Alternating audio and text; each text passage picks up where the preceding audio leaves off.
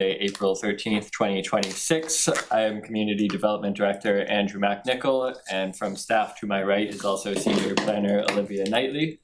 The board will likely is hosting a hybrid meeting tonight, so we have participants both here in the room and on the Zoom, as well as board members. CPDC members in room attendance tonight is Tom Armstrong, Chair Heather Klisch, and Hilary Mative, and on the Zoom we have Guy Manganiello and John Arena. The board will probably follow their standard procedure tonight in that an applicant will present their application to the board, describe it. The board will provide comment and question amongst themselves and then open for public comment on that application. If you do have public comment, please introduce yourself. Please start actually with raising your hand so the chair can acknowledge you. You'll come to the podium, introduce your name and address for the public record. If you're on the Zoom, you can find the raised hand feature under reactions, or if your camera is on, you can try to wave us down. The chat is enabled to us as hosts and host only, so you can ask comments and questions that way, but we'd prefer if you can try to use the microphone. Otherwise, this meeting is being recorded and broadcasted on all local channels and will be on RCTV's YouTube following the meeting. And I think that's it. I think that's it. Great, thank you. Actually, sorry, one more thing. There's a sign-in sheet in the corner if you can sign in before you leave. Thank you. Okay, so our first order of business is a sign permit application for 452 Main Street and 454 Main Street, the Oasis businesses. Do we have anybody here to present? Okay, if you wouldn't mind, please come up to the podium because that's where people online can see you and hear you. I think it's we have somebody online as well. Yeah. Okay, great. Diana online. Yeah, she's from the design company. I'm gonna pull up the plans.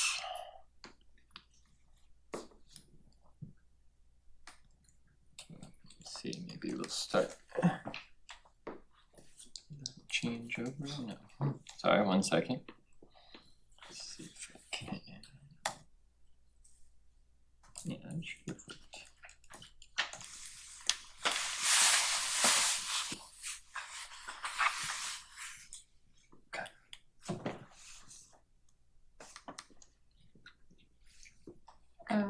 Do you want me to ask Diana to? Well, I think that she has. I mean, I'm just here to answer basic questions, but she has all the applications there with her. Okay. Yeah, if you don't mind asking her, that'll be awesome. Diana, are you online and are you able to present the application? Yes, I am online. Good evening, everybody. What was the question? Good evening. Okay, good evening. Hello, we hear you. Okay, that's good. That's good. Thank you so much. So we have the signs for 452 and 454. The signs would be representing the new businesses coming up. It will be for Pizzeria and Roast Beef and also Oasis Breakfast. Both signs are going to be PVC letters on a pound face. The gooseneck lighting will stay. And the only thing changing would be the business name to display the business.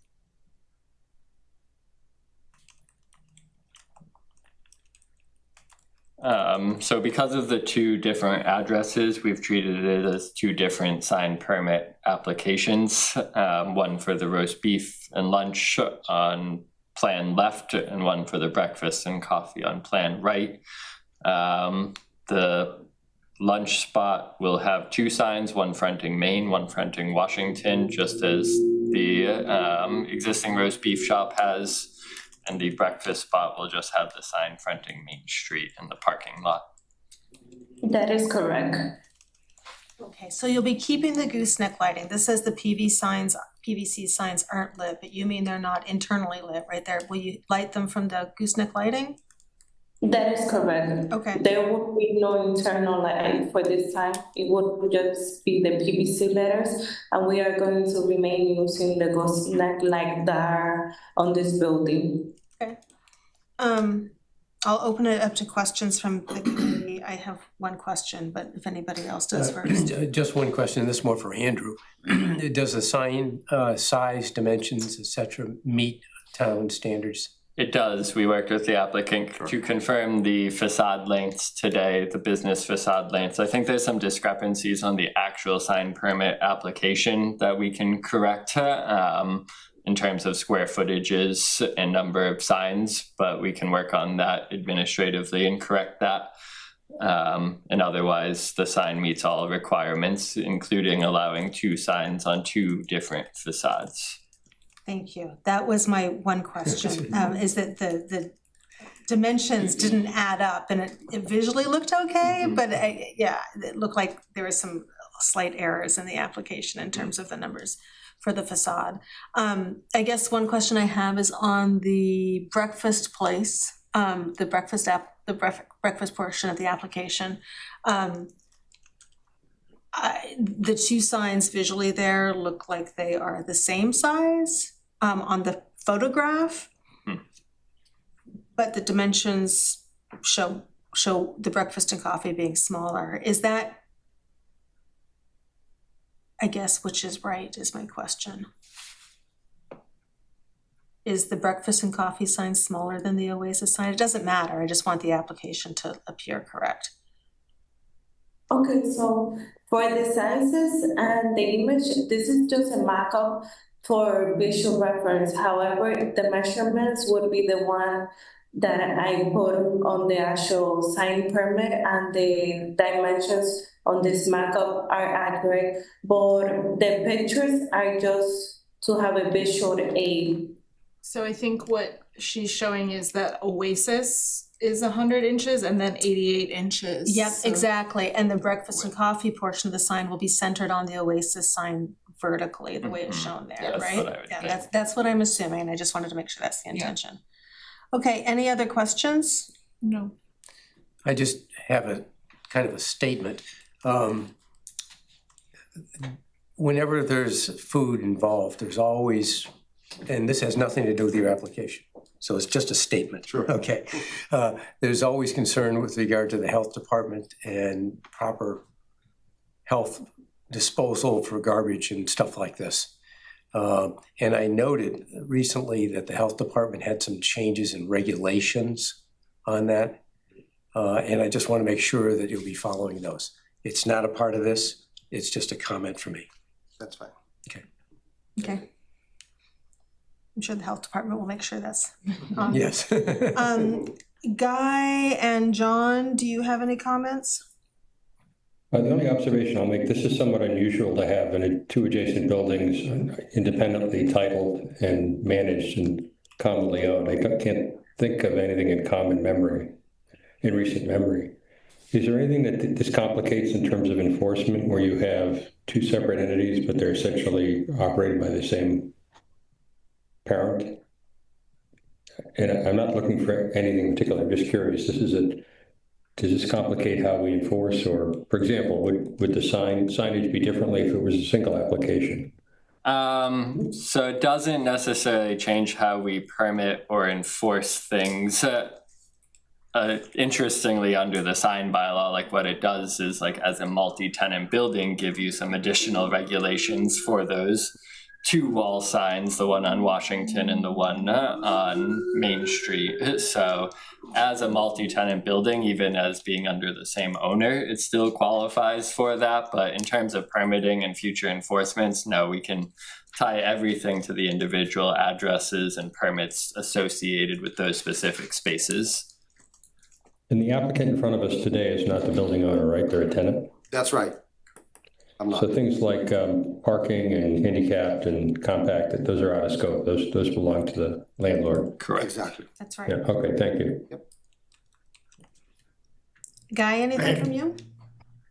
Yeah, thank you. I had one comment. So on the, and this is only because they're coming in separately, right? But on one graphic, you're showing both of them,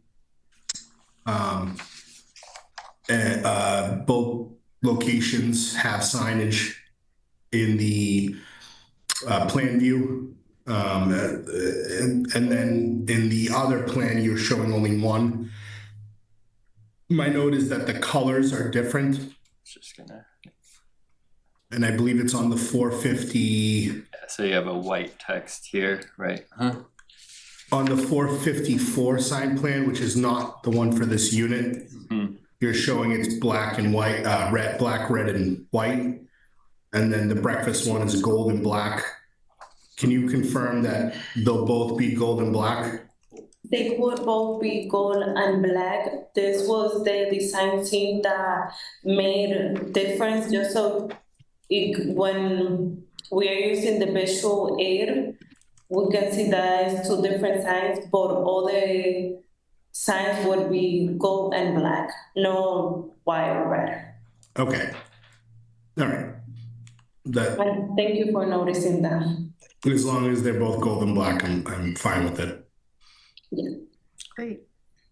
I have nothing more. I think it, provides some nice consistency on the building for the two different operations. I should ask if there are any comments from the public in the room or on Zoom. Seeing none. Okay, seeing none, would anybody like to make a motion to approve the certificate of appropriateness? And you might need to do two separate motions. We do need to do two sorry. separate ones because they're treated as two different ones. And so We for, have them both in our packet. we do, and so this is the 452, just again summarize the square footage, lighting to be maintained, and all window signage will comply in the future. So if you do window signage in terms of sales or letters or anything, please just reach out to us so we can double check that. Well, I'll move that the sign permit application for 452 Main Street Oasis Pizzeria and Roast Beef be approved. I'll second it. Alrighty, and we'll do roll call because we have a couple of members online.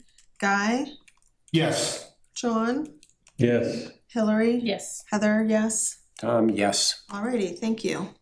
And now we should do one for that was 452? Yep, this So- is 454. So can you bring up the 454 Yep. one? I just wanna make sure those dimensions ended up correct in there. And I'll move that the application for sign permit for 454 Main Street Oasis Breakfast and Coffee be approved with the colorations of the signs, of both signs being identical, and I think that was gold and black. That is right. Correct? Okay. That's correct. And you also had something too, Andrew, did you? So only just to clarify, because we take the sign from the maximum widths and lengths, I calculated the sign area as the total of the 44 inches across the entire length, I believe, rather than just the 28 inches, I think. Oh, for the entire Yep. space, So okay. I calculated the whole as 44 by however And that's long it fine. was, and it still met. Yeah, it's fine because you've updated the facade as measuring 55 feet Yep. in length instead of 25 feet. Yeah. So we're allowed like 110 square Yep. feet, so there's plenty, it meets it well, yeah. So it would be as amended in the finding statements,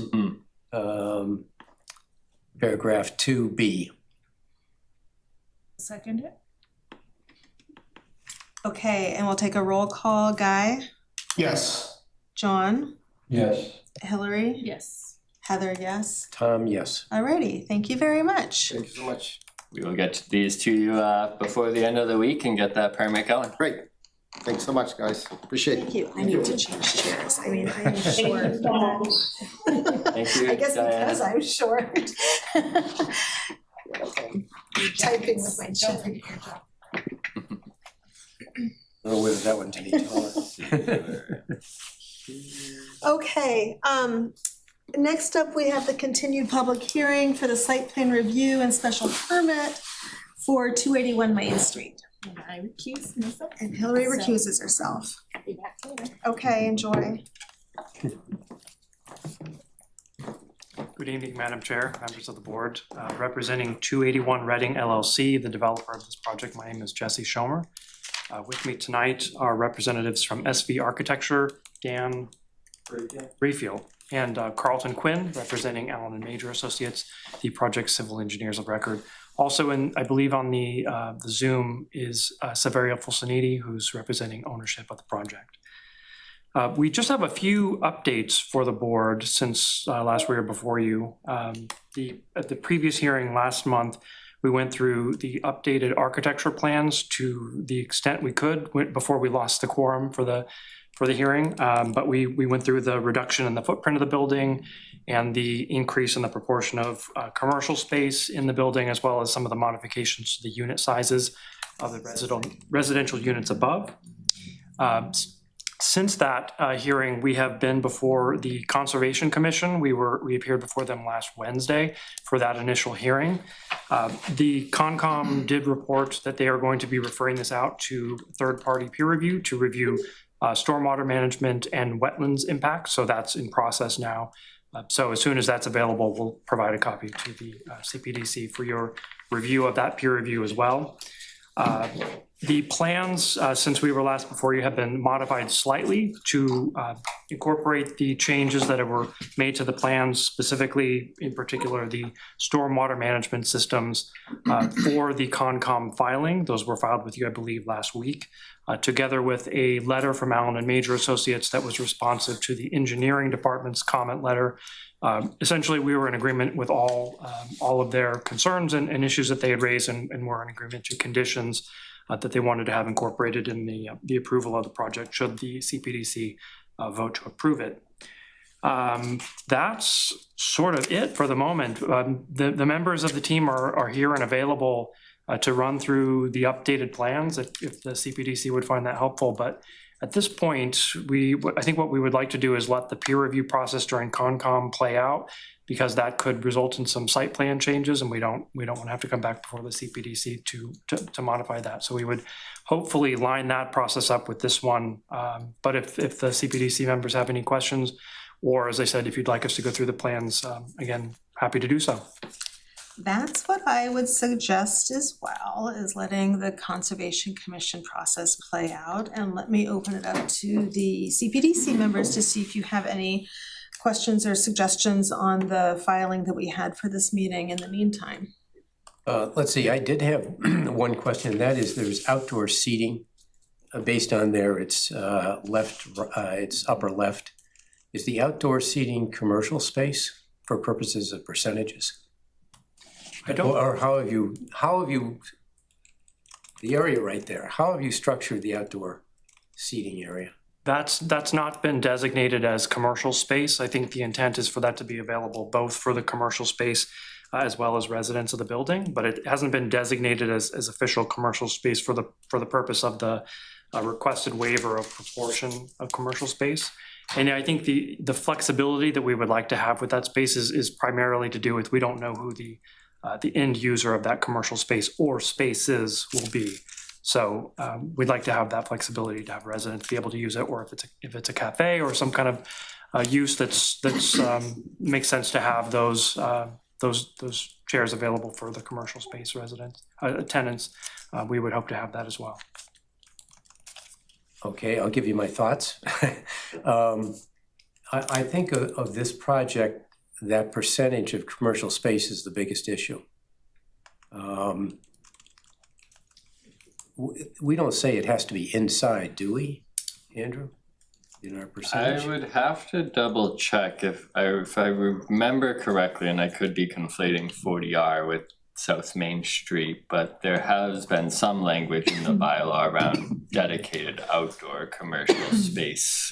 I just don't recall if it was for South Main Street or not.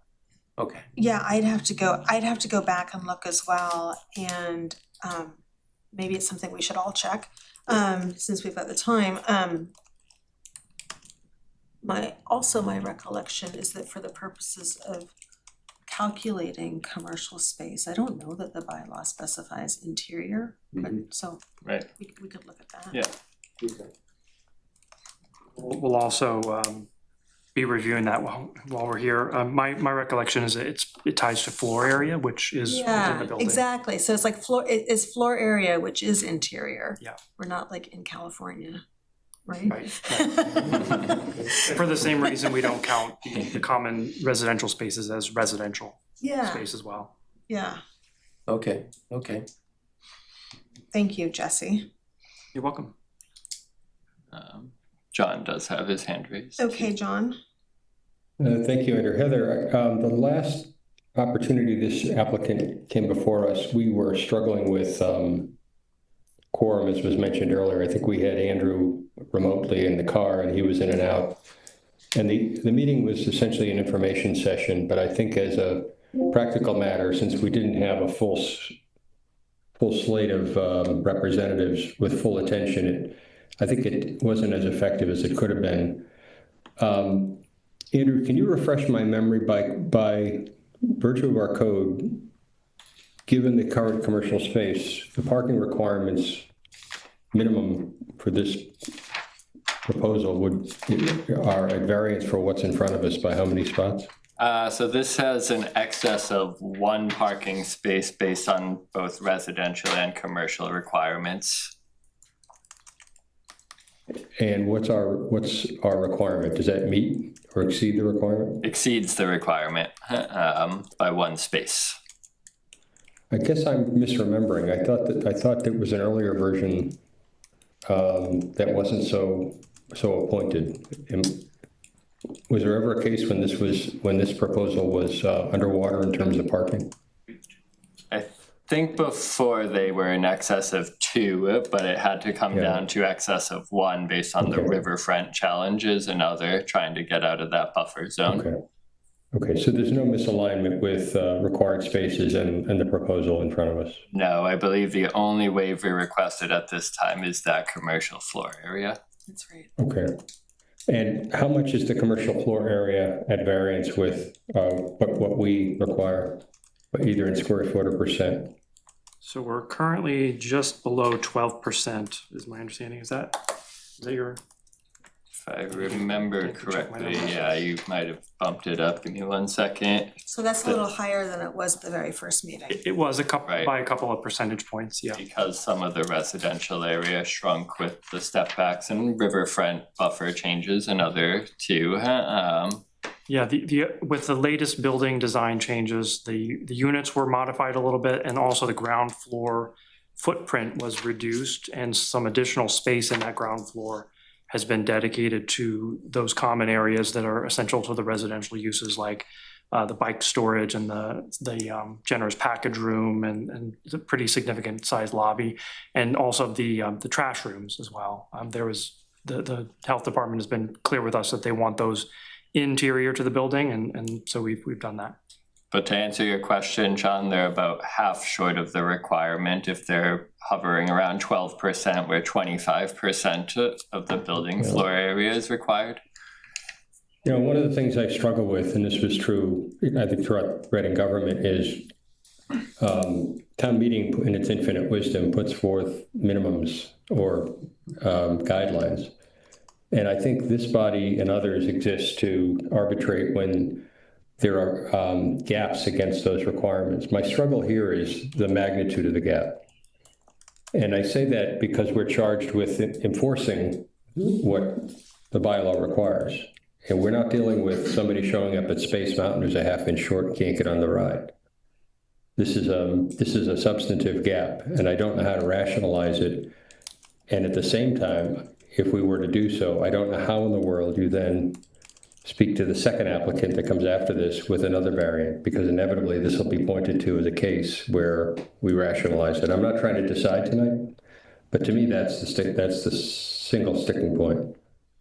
John, and I don't have any. Go ahead. I'll chime in there because I agree that's other than design differences that we might like, that is the sticking point, and I recall it was discussed at our first meeting. I know that we also do justify reductions in the commercial square footage. We've done from time to time, and we've done that for other properties on South Main Street, and so that's a discussion that we would probably want to continue on the merits. I recall that the rationale here was that I didn't totally buy, but still I get the point. That the rationale was that it was tied to keeping the existing tenant, but the tenant's moving across the street, so that's something that we might want to consider. What did you pull up here, Andrew? Only just to pull up their previous comparison of South Main Okay. Street developments, which some of their own numbers have changed a bit, but with the 3 project comparisons, I think it was helpful at times to look at this. Yes. The density and commercial requirements. Yeah, so I not that these numbers, obviously, the CPDC is charged with considering every project on its own merits, right? This is not the 6.7 is something that the CPDC has approved, but it's not a precedent. We're not claiming it is. That being said, you know, for this project, there's a lot of specific factors that we think merit the waiver being granted in the amount that we have requested it. And that's particularly to do with the characteristics of the property itself and the riverfront buffer zone that we're having to deal with, which really doesn't allow for that whole rear portion of the building to be utilized for commercial use. And that's really where the deficit comes in, is that the rear portion of the building, which is going to be parking in this configuration. You know, so in a different context, the Zoning Board of Appeals could consider a request for a variance of zoning regulations such as this, and in that context, the zoning board would be considering a hardship caused by unique lot shape, soil conditions, or topography. In this case, you know, we've got soil conditions, the wetlands, we've got a very unique shape of the parcel, and then the topography, it, you know, backs up towards that the depression of the drainage stream behind the site. So, you know, if we needed to go to the Zoning Board of Appeals to request the variance, I suppose we could, but in this situation, we feel that the same circumstances warrant consideration by the CPDC in terms of granting the requested waiver of that. Moreover, I would say that the proposal that we've made here, it complies with all other provisions of the zoning bylaw, and you know, could it be brought into proportion with the 25% by putting some commercial on the upper floors? Sure. That's a more intensive building, and in our view, not really in keeping with the sort of South Main Street street scene that you're trying to promote with that zoning, to have residential above and commercial limited to the ground floor. So what we've tried to do is, you know, with a challenging site where space is at a premium, we've got the buffer zone to deal with the wetlands in the rear of the site, and then, you know, the existing tenant who's there and they want to move to the space across the street. We've tried to compromise in all these factors and come up with something that we think speaks to what the town's zoning is trying to design on South Main, while is coming as close as we can to strict compliance.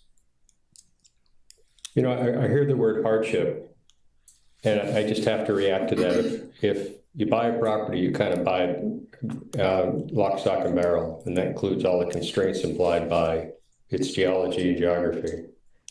And I fully understand that one would prefer to have those limitations extended or eliminated entirely, but that's kind of a part of the deal when you're walking in the door. So I understand it's undesirable. I just don't know if it's truly a hardship. I think it's a liability, a limitation that is baked into the property. And I just, again, if we're charged with enforcing compliance conditions, I have no idea in the world how you justify it here and not justify it for the next guy who's slightly different. And we're into comparing apples and kumquats in terms of who's got the better case. I'm not trying to be hard either. I think if this were 1% or 2% away, you could justify it as de minimis. But we're 50% away from the goalpost. You're at the 50-yard line. You've got a long way to go to score. That's just my view. I don't see how you square the circle. So, John, do you have a suggestion that you'd like them to consider? I don't. I just want to be completely transparent in terms of my thinking. I don't know how you're at 12% where the goal is 25%, and everyone. And I don't know how I would stare somebody in the face who said, "Look, the town of Reading, through its town meeting, has put conditions in front that they want us to observe and enforce. Well, And if we, so the way to do it is to increase the commercial or decrease the residential. And I guess are you asking them to come back with an alternate proposal at the next meeting? I would be a no vote with this being this far away from the goal. I'm not speaking for anyone else, but just to be completely transparent, this is so far away from what we're being asked to enforce. I could imagine that some of the parking spots shown adjacent to the building could be built such that they were underneath an overhang, which would allow more commercial on a second story. Again, I'm not arguing for that scene, but that scenario, but I think there are ways to mathematically achieve the required percentages with some adjustments to what's proposed. Just to note, Mr. Fulson, I think he'd like to speak to this point. And pardon me for just 1 second. I'm not going anywhere.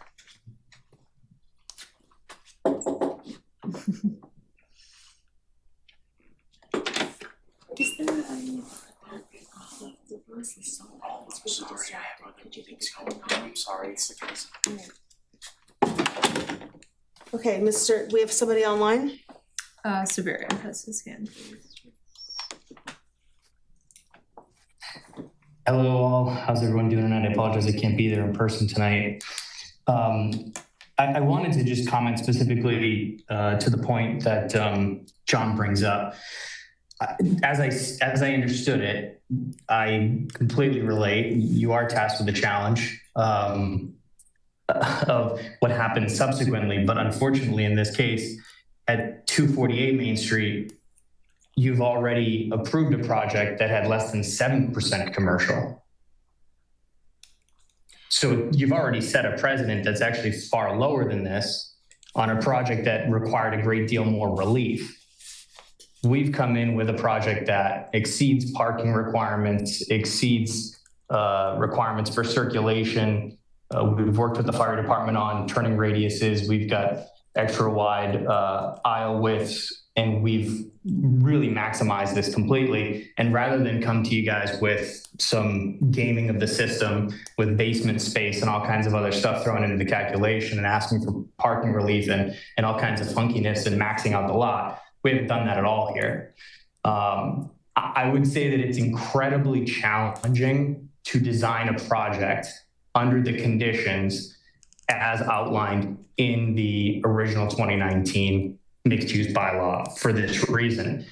Because if you look at our floor plan and you look at just the first floor itself, before you even come out of the ground, you've got to dedicate about 1,800 square feet just to your stairwells, your lobby, your elevator machine room, your water, your electric room. I mean, so what we're effectively saying is to meet the requirement, the project that we're building right now across the street is basically the minimum footprint you need to make all this calculus work.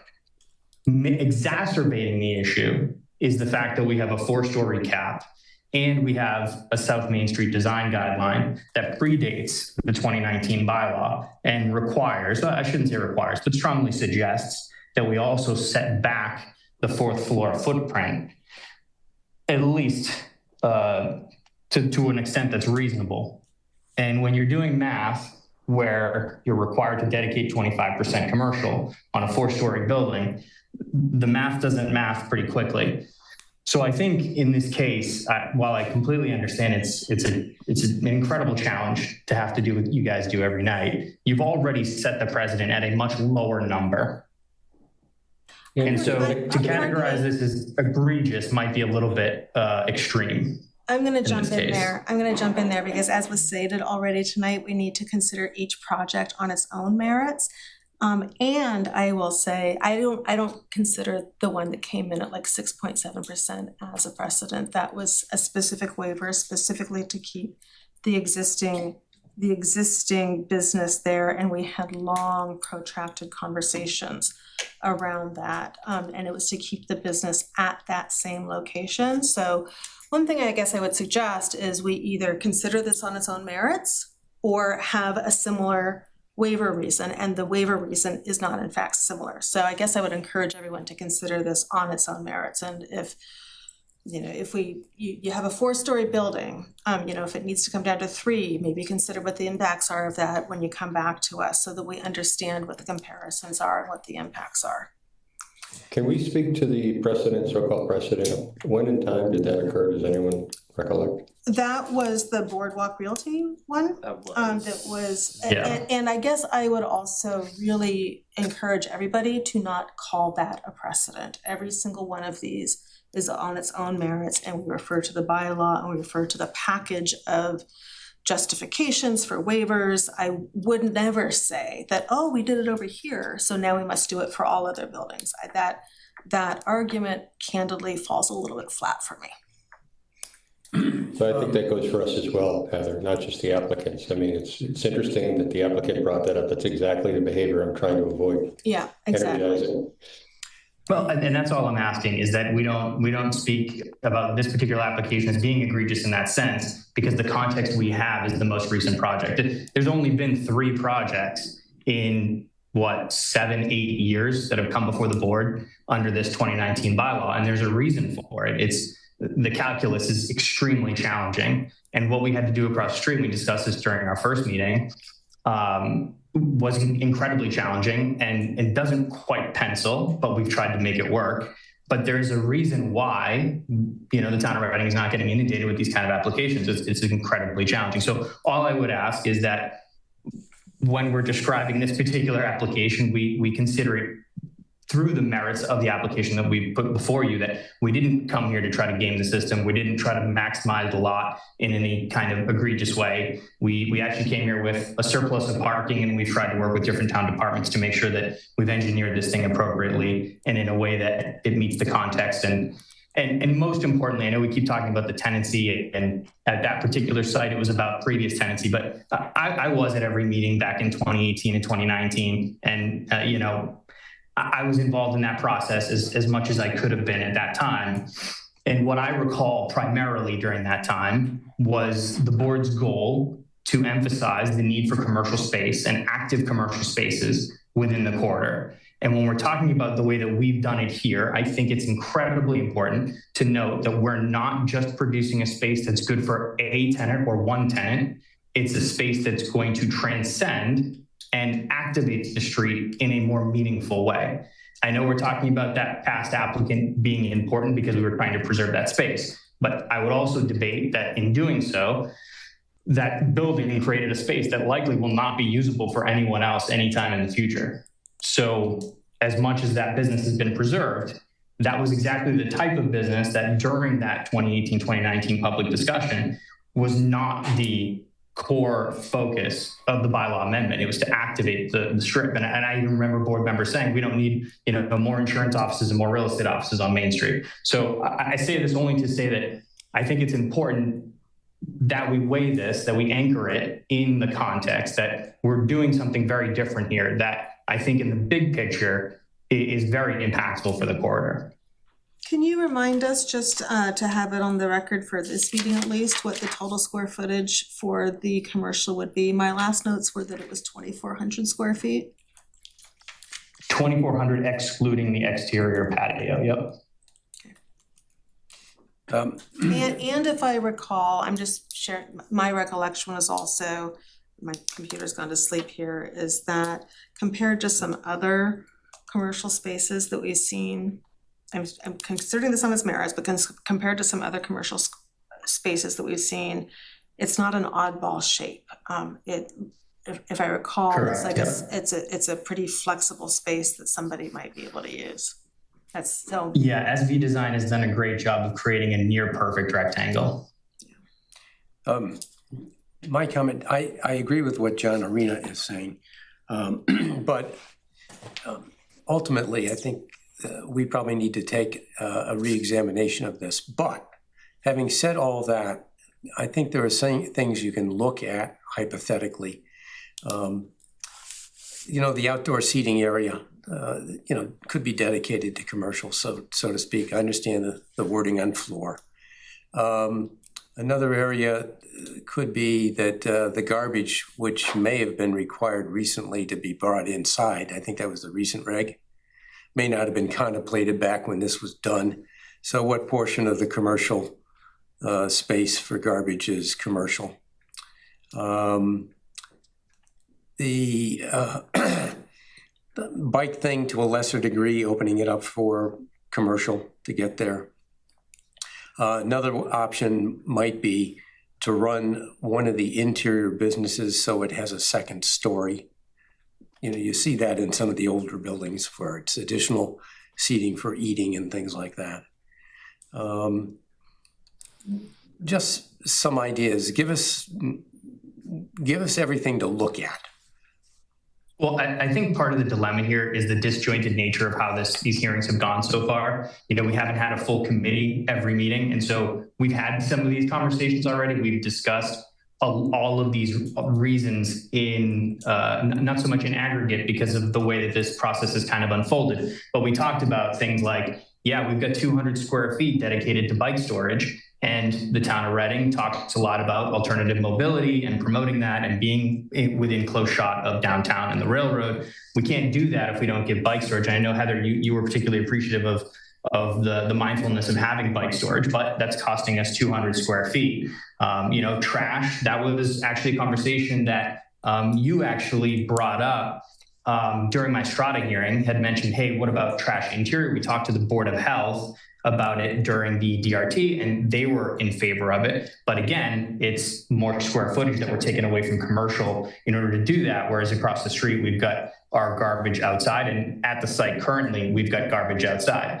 We talk about package rooms. These buildings need package rooms. That was not something that was in our minds in 2018, 2017, right? We knew that e-commerce was accelerating, but we didn't really think about that in the context of work from home and all these other fun things that have happened post-COVID. But hey, there's another 200 square feet that's dedicated, and these things start to add up. Unfortunately, these were not ideas that were fully contemplated, I believe, in the 2019 bylaw amendment. And now we're living in a place, in a situation where we need to consider these things, but yet we haven't. And so there's a disconnect. And this is why I say, to hear words like egregious is really challenging for me, because we're not here not considering all of these things. We're actually considering all of the cohesive goals of the community and getting all of this feedback and piecing it together and giving it to you. Whereas when we compare it to any other project, let's say, right, we're trying to improve on what we're doing across the street at Strata, and we're trying to consider, in the context of other projects that have been approved, maybe what are the best practices and what we shouldn't be replicating, right? And so I just ask that the board members consider that, because these things are taking away from commercial space, but they're providing a net benefit. And all I'd be saying is, if they hypothetically were commercial space, what additional space are we talking about here? How much higher do you get your 12%? Just to make sure I understand the question, are you suggesting that we count the commercial trash room and bike storage towards the commercial requirement? Not all bike storage, but some of it. You could set aside some for commercial. So I think, I'm stretching the regs, the wording of the regs, may I make a but they were suggestion? done several years ago. That, the bylaws and the regulations are what they are, and the calculations are made in a certain way, but what I'm hearing is maybe it would be informative for the committee for the commission to at least have the information of what does that square footage look like if we are going to consider a waiver of the nature that you're requesting. If you did put in a second story on the commercial space, that probably would make it a pretty clear cut. Because it's commercial on the first floor and you've got commercial storage. Maybe it's just for storage of goods that you put out front or something like that.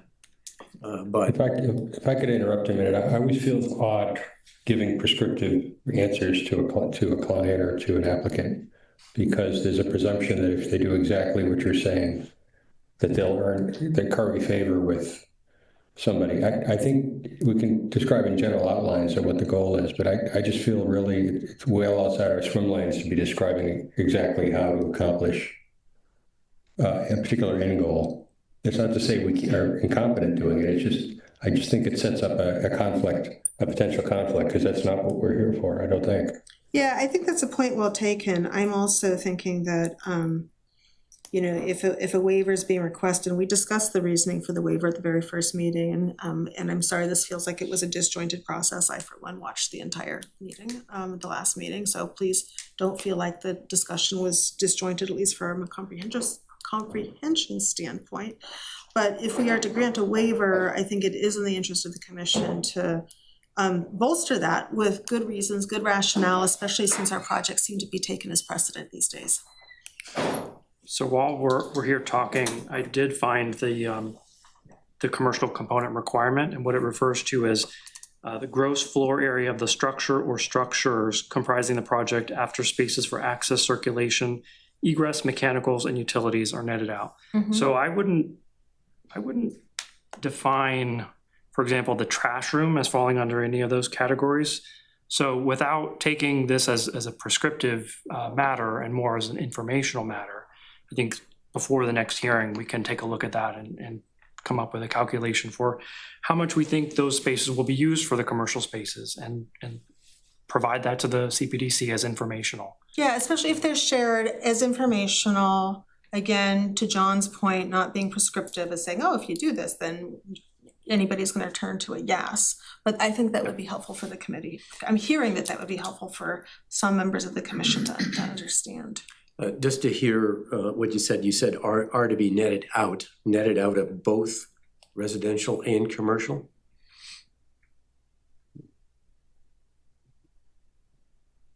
Good question. That's I would say that's open for interpretation. Okay. Yeah, it's in our Just a bylaw. comment. We need to look. All right. If I could just. Yes, Guy. Thanks. I do feel the applicants made some valid points. I would caution to say that there's certainly a few more strategies they could deploy to relocate utilities, opening up some space on that first floor. I don't want to get involved in the economics of his deal and his project, but if there could be some thought towards maybe a small basement that would allow for utilities shifting to opening space on the ground floor level, a thought to building bike storage on the exterior of the building that's still covered. I think we ought to be open to hearing those things and allowing him some creative license there. All right, I think those sound like some good suggestions. Just if I could maybe just ask a question and not to put anyone on the spot. Is the concern here that you'd like to have more commercial, or that you'd like to have less residential, or is this purely a matter of strict compliance with the letter of the bylaw? Because the bylaw does allow the CPDC broad authority to waive entirely these requirements where it deems that appropriate. So precedent or not, you do have the authority to do it. And I wouldn't say that that's a deviation, in my view, from what the town meeting members set out as the intent of this bylaw. I would read that actually as the opposite of giving the CPDC the flexibility when projects like this come along, which have challenging lot shape, soil conditions, topography. We can disagree about whether there's a hardship or not, but flexibility to work around those sorts of conditions to come up with a project that brings desirable beneficial uses to the town in a way that activates the street scene, like your bylaw and your guidelines have laid out as the intent of it. So that's what we're really striving to do. But all of these issues, Mr. Manganello, we can look at those suggestions and whether they're feasible, and we can take a look at this point of information about can we squeeze some of this area and classify that as commercial space and see where that ends up and then present that to the CPDC. Would anybody like to respond to the question of preference for how to get closer to the percentage, increase commercial, decrease residential? That's a fair enough question to ask. And feel free to take that as a rhetorical question okay. if you'd All right. like. All right, hearing no responses to that. I think you've heard a bunch of feedback. Yes, we have. Any other, I will ask, are there any other comments or questions or suggestions from the commission? And then we should see if there's public comment as well.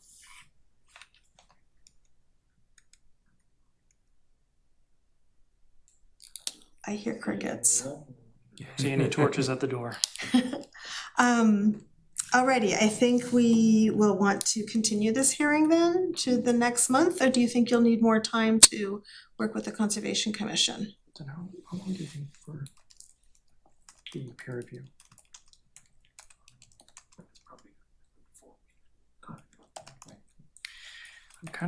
I guess I'm inclined to say June. June, okay. Just because the time period for. Because they're going to get expert review and everything, right? Yes. Yes, and and things could change after the expert, after working with them. Okay. What is the date in June? Great question. Give me 1 second. It must be June 8th. Yeah, it feels weird to be talking about June already. Already there. Okay, I'll just go ahead and move that we continue the public hearing for 281 Main Street to June 8th at 7 p.m. I'll second. Okay, we'll do roll call. Hillary is recusing herself. So online we have Guy Yes. and John. Yes. Thank you. Heather, yes. Tom? Yes. Okay. See you in Thank June. you. Thank you for See you in for the June. feedback. Thank you, guys. Thank you.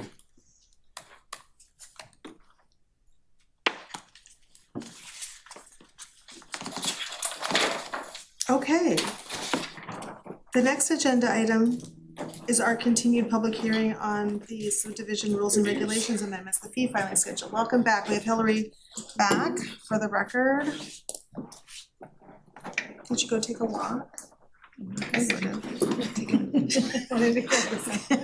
Just didn't. Answered emails.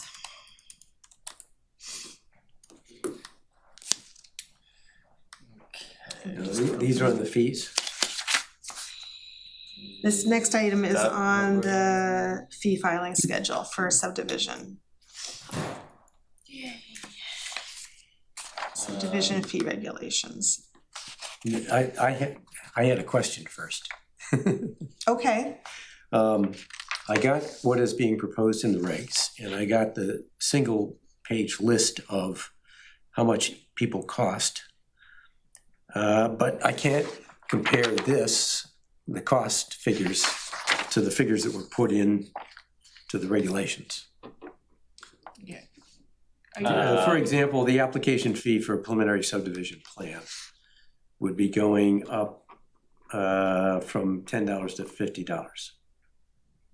So let's just. By the way, it's you wanna walk us through it? Yeah.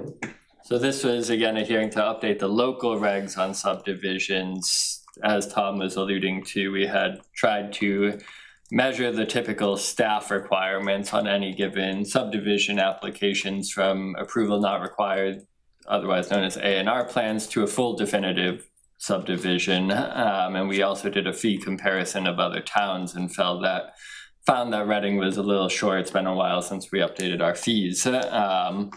So the way the staff calculus turned out was give or take around $2,000 between the variety of divisions, public safety, engineering, planning, conservation at times, so they have their own fees, and others. So our initial, at least first draft, was just to try to get as close to that as possible. And I guess I'm gonna use the definitive as kind of the case point there as 1,500 plus 250 per lot. That's gonna give you, even at minimum on a one lot subdivision, 1,750 in total filing fees collected, only to go up based on per number of lots.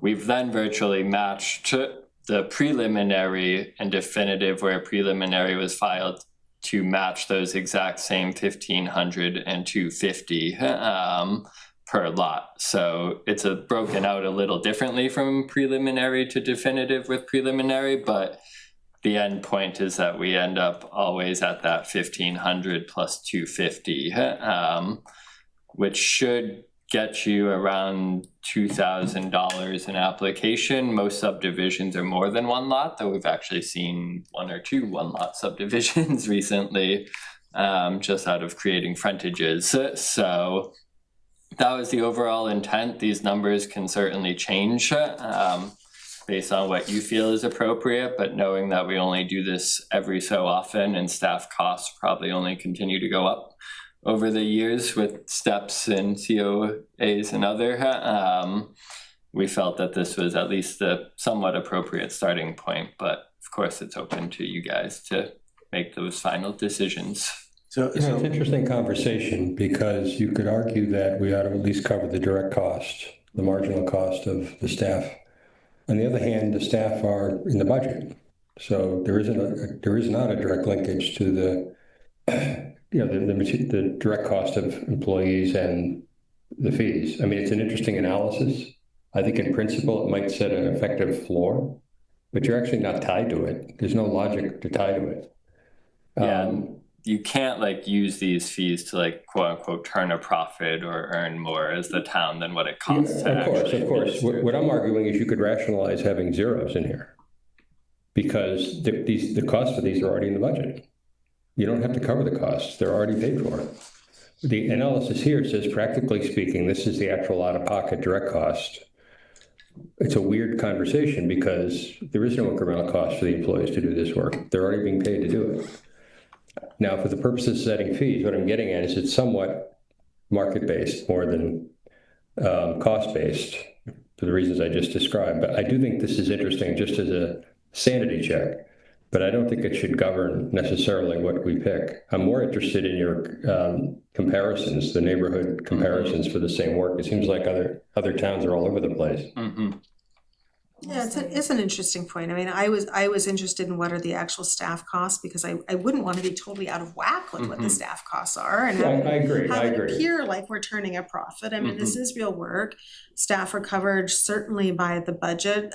There have been times where the volume of work gets higher, and we're dedicating more staff to that. And so I do I like the notion of it being rationalized, although you make a good point, John, that we don't ever want to imply that this is in lieu of the town operating budget to pay for these services. Tom, you sounded like you were going to say something as well. Well, I was on your calculation right there, you come up with $2,047.50. Is that, if somebody goes through their plan for approval, are all these charges reflected in it? In other words, if we were to cover all our costs for staff, we need $2,047.50. And every application varies. That's the hard part. Yeah, I know. Right? How many lots do you have and things like that? Typically, yes, that was the expected hours from the pre-building permit process per divisions. Yep. And hey, it does not include the value of our volunteer time, which is actually real value. And I thought it was interesting how much lower Reading is right now than a lot of our comparison towns I mean, it points that we need to do this at some point.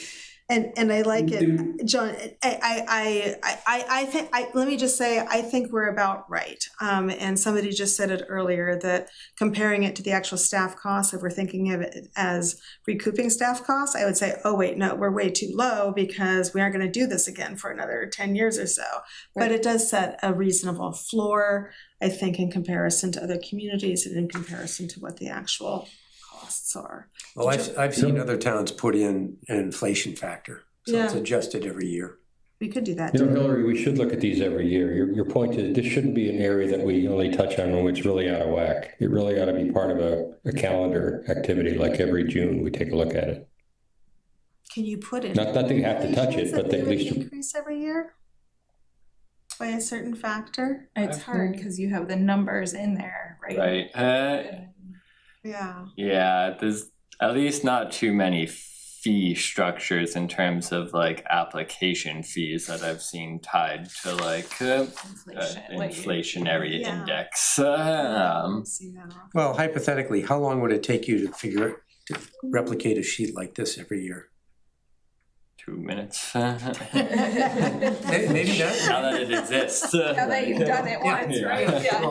Well, it'd be good to have that information every year because, you know, if it goes up by $25, maybe we say, so what? Right. It's like when do you start increasing it? Once you've crossed a certain threshold? Yeah. Or it's, Well, in other positions I've held, it automatically goes into effect. Such hypothetically like water rates and stuff like this.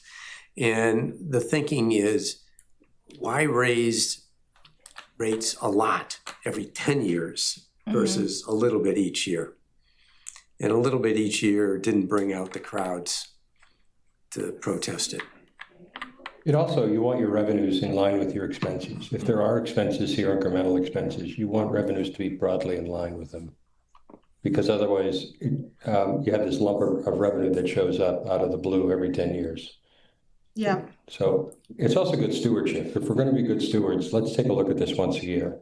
I don't like escalators because it's on autopilot. Let's do diligence. It doesn't, it's one meeting, 15 minutes, 20 minutes. So with all that said, let me ask, are you looking for a vote tonight? I'm in no rush. We are beginning to get our applications onto the online permitting system to help collect fees in an easier manner for these things. Okay, so this is all well suited Yeah. Yeah, that's, to systems. just based on how these calculations works, the ifs and thens, but this. yeah. We'd love to get it done before we do that fee structure online, but that's And is this the body that makes that, or does this now have to go to another town vote, or? No, if you guys vote to approve this meeting, next meeting, 3 meetings from now, it just gets posted with the click. I could go for it now. But ready. my next question was going to be, I think this is all in line. I guess my question would be, does anybody have had any hesitations with voting for this tonight? And with maybe guidance, instruction to bring this back once every year and make a habit of it. Yeah. So, because now that we've done all this work, we should be able to just update Right. it every year. And is there any comments from? And I should ask if there's any comment from the public on this. Yeah, no one online. Nope. All right, should I make a motion to accept the fees? I Stuff done tonight. make a motion to accept the Amendments to the subdivision regulations. the amendments to the subdivision regulations, increasing the fees as noted. Is there a second? Second. Yeah, that's okay. Alrighty, roll call vote. John, Yes. Guy, Yes. Hillary, Yes.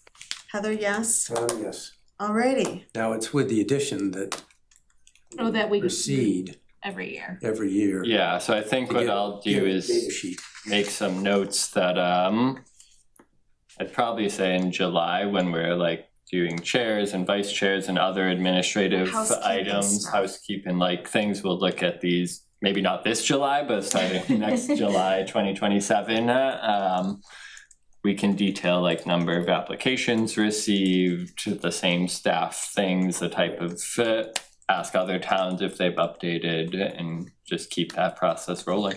great. And yeah, we usually have a work plan kind of that we visit at some point in the year, and you could just plug this right in there as something that we do. Exactly. Okay, Good. Okay. moving on. We have other business next. There's the Range Road subdivision layout endorsement, Eastern Gateway update. Speaking of July, I do want to add a mention of looking ahead to reorganization. We can do that just before we review and approve our meeting minutes, which we will never let accumulate again. Alrighty, let's do the Recal Range Road subdivision layout endorsement. Yeah, so I can describe this one. 1 second here. Pull up this plan as well. So when the CPDC originally approved the Reading Center for Active Living project and the adjacent pickleball courts, we also approved what was the subdivision of that land. And at that time, what was in essence a subdivision in terms of establishing a road or a right of way. And so we were looking to convert the existing access easement into an actual public way, that being Range Road. So that was a subdivision process, bless you, at the time, really set to adopt the right of way. Now, as we've gone forward, and working through some of those permitting processes between planning and conservation, as well as the pursuance of what's known as the Parkland Acquisitions and Recreation Grant. I'm probably butchering that, but it's a park grant. Most people call it PARC. That we were awarded. The park grant itself comes with the stipulation that the area tied to the park grant is dedicated to recreation in perpetuity, and that park also have associated parking with it. So what we've come up with is the idea to not impact design, as we kind of briefly discussed last meeting, I believe, to not change the design that was already out to bid. Is that we're looking at a subdivision into 3 parcels here of the existing single parcel. So over on my plan left here, this is the Recal lot. You see a new lot line being established here, and I'll go to the next sheet in a second. This would be the new lot line for the Recal site. This is the pickleball site, the longer parcel here. And then in the back, you see conservation and wetland access with frontage also to Range Road. That lot line is established in essence, if I can get to this plan sheet. That changed, nice. It's hard to see on this plan because there's a lot going on for the grading and utility plan, but that lot line is proposed right at the end of the driveway along Range Road. And so you can see it, everybody at home won't see it, me pointing, but you can see it here jutting out like that and coming down. And so that makes the pickleball parcel have its own parking. That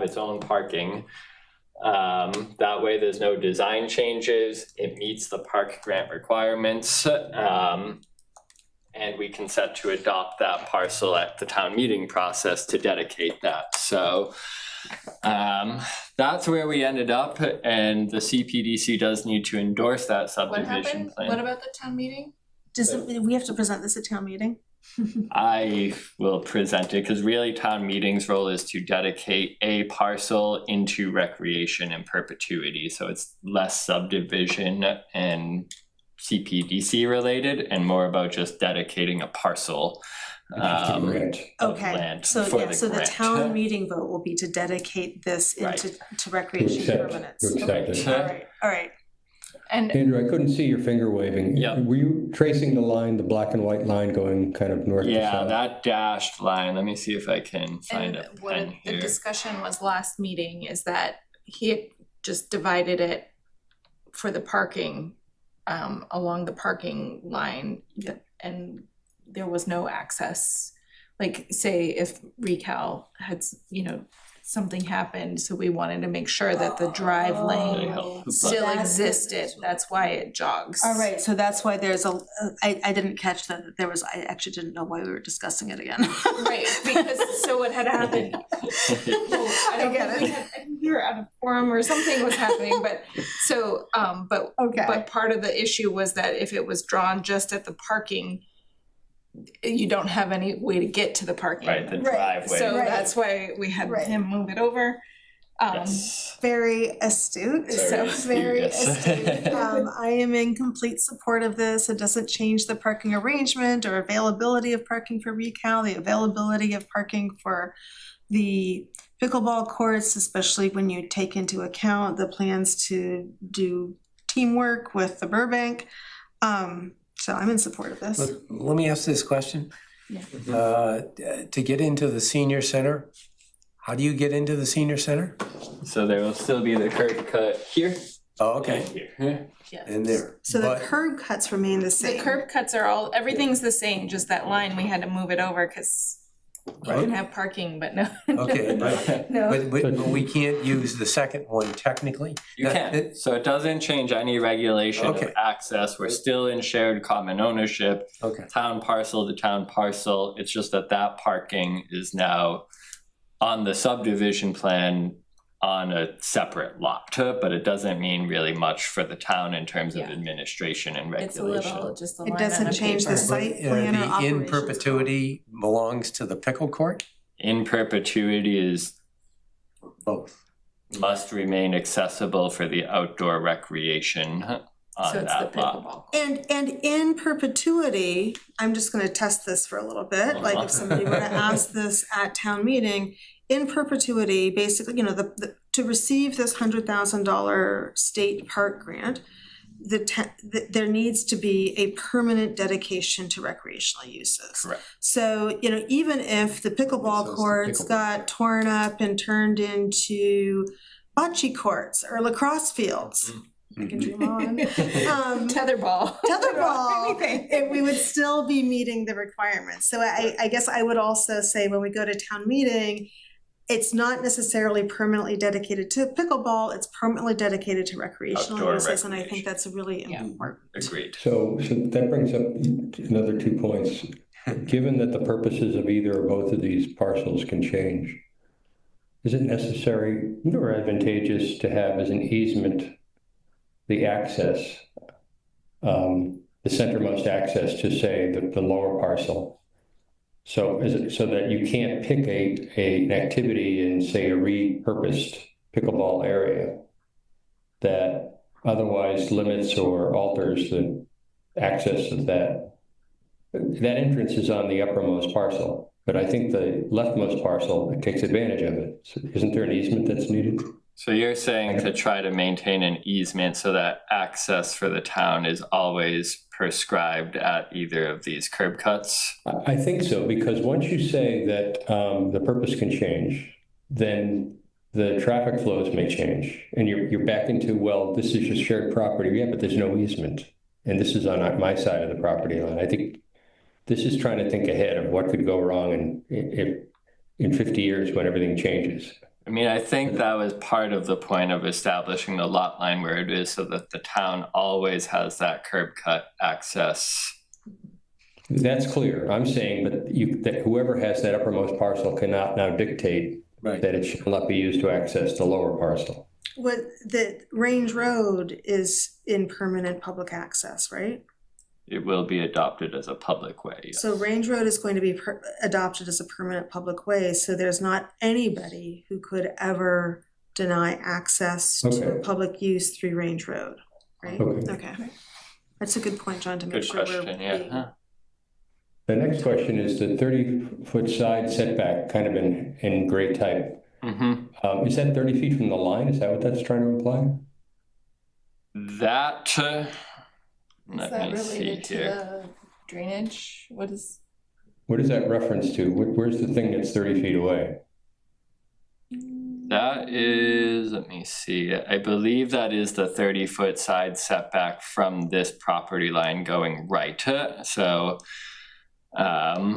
the pickleball courts, or any court, I should say, or outdoor rec is not necessarily subject to setback requirements, but this shows that they are meeting still the side setback requirements within the S40 zoning district. Well, I was gonna lean into that. If these parcels are adjacent, they're both in perpetuity for recreation. It's not like you're gonna get an angry neighbor next door that suddenly is angry because you don't meet the setback requirement.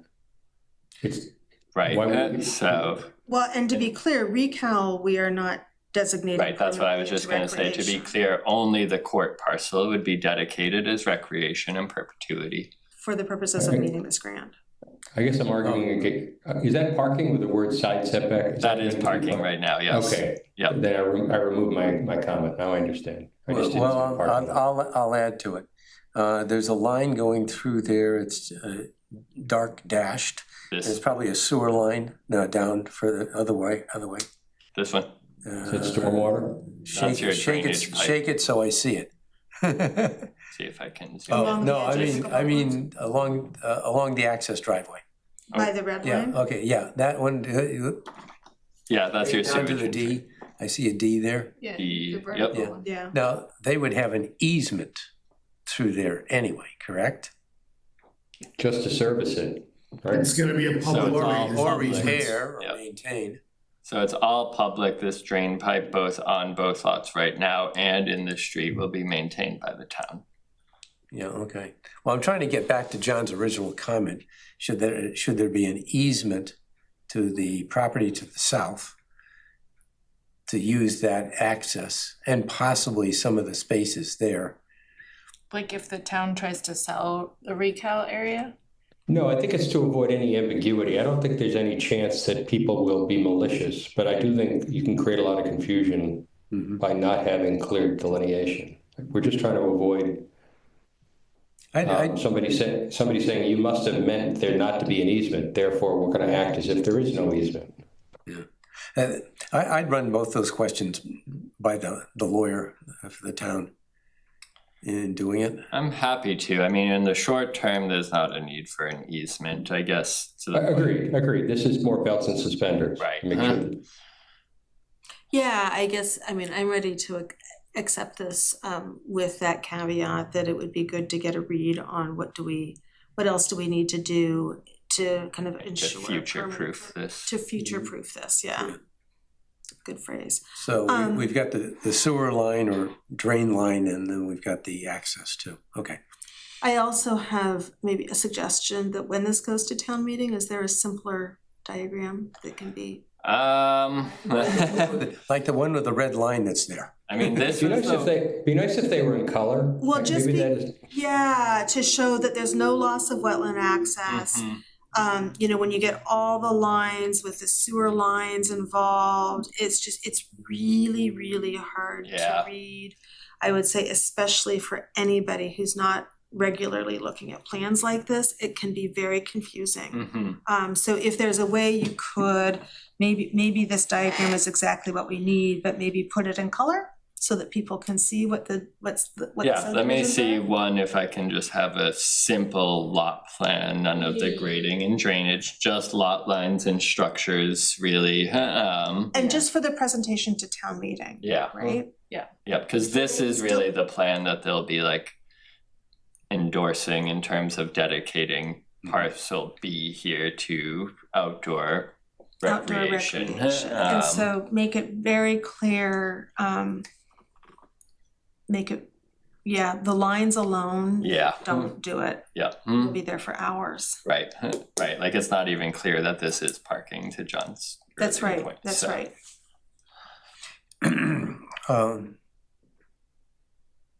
Can't remember what I was gonna say. Don't worry about it. I just run it by the lawyer, again, just so we don't get 20 years from now screwed.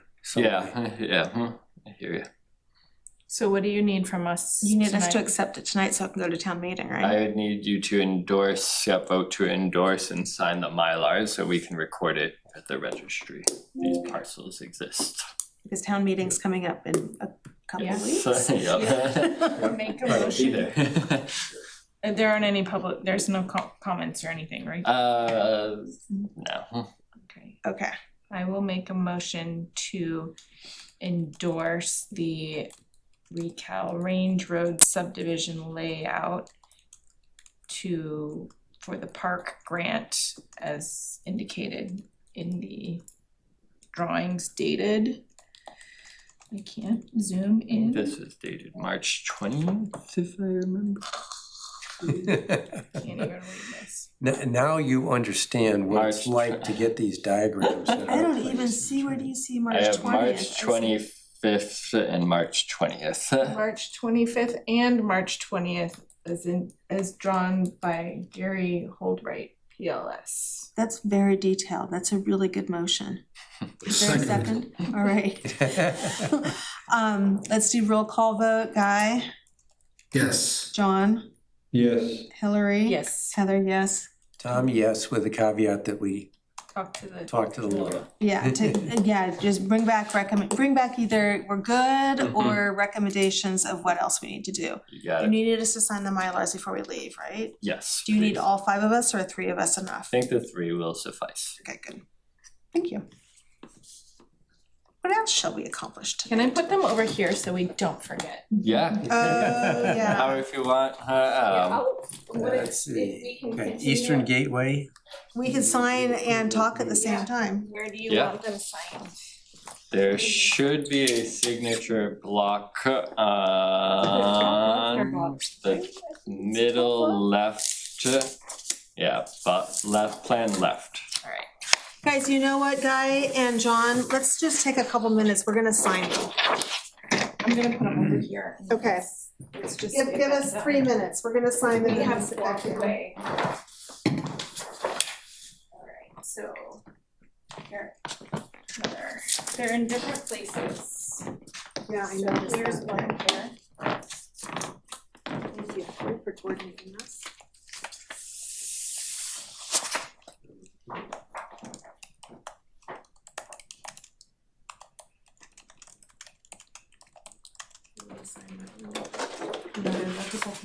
Yeah, how many pages do we need to sign on this? There should only be 4 pages total. Or, wait, but there's, let's do this here. Hang There on. are 3 pages in each set, right? Here, what I'm gonna do, this is what we do at work. All right. Is Heather, you stand here and you sign this one, and then I'll get the other ones in order, and then Tom can do. You are a pro. And Steve. We need more pens. I was gonna say, Heather, why don't you Go just ahead. come and sign the other ones? Oh, and then I'll go take these. Yeah. Let's start the meeting. Very That one. efficient. Oh, I thought Steve. Steve did the grading.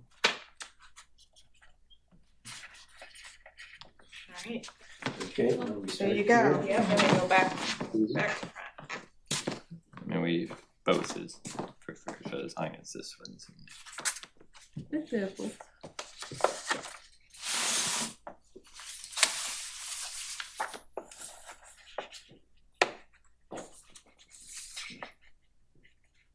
It's kind of fun to sign on this weird paper, isn't it?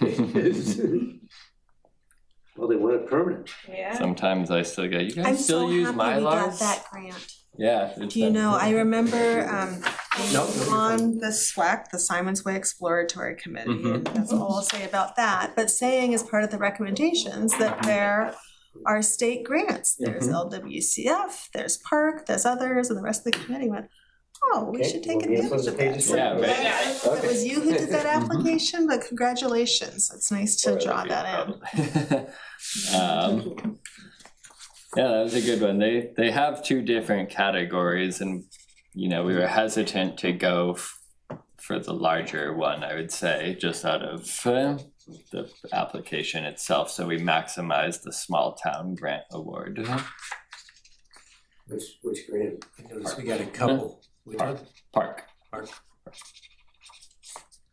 That's cool. Yeah, we're excited. I think the groundbreaking is next week. I mean, they've always had some site clearing and things, but maybe it's this Thursday. This I think it is. Thursday. Now that you say that, yeah. You'll put the date on these, or do you want me to do that? I can date them. All good? Thank you. Okay, I feel like this next one, Eastern Gateway, is gonna be kind of a meaty one. Is it? It could be, it could not be, up Okay. to you guys. Thank you for sending the materials ahead of time. I, of course, wasn't checking my emails, so I didn't know they were there ahead of time.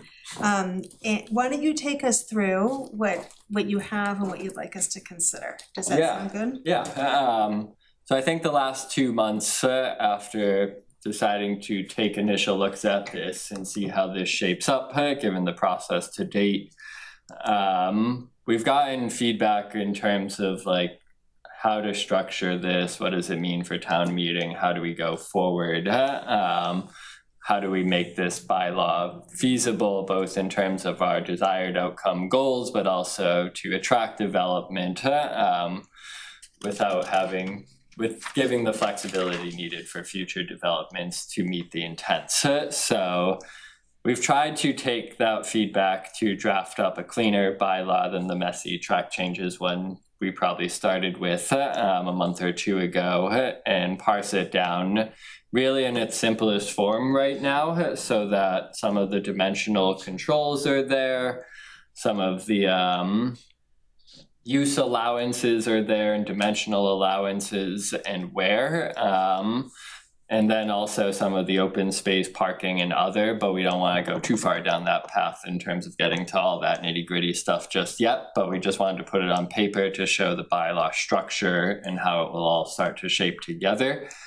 So at this point, I think we're still trying to make sure that the uses and the districting and some of those controls make sense in terms of trying to get the desired outcomes in terms of the development style, but also the potential consolidation and or access of lots, which I think is the hardest challenge here for everyone to try to figure out how we promote that. So we sent a series of questions just to make sure to try to get some more direct feedback on things like how do we go about promoting the uses desired, and that's both underlying and in this district, and we can talk about that.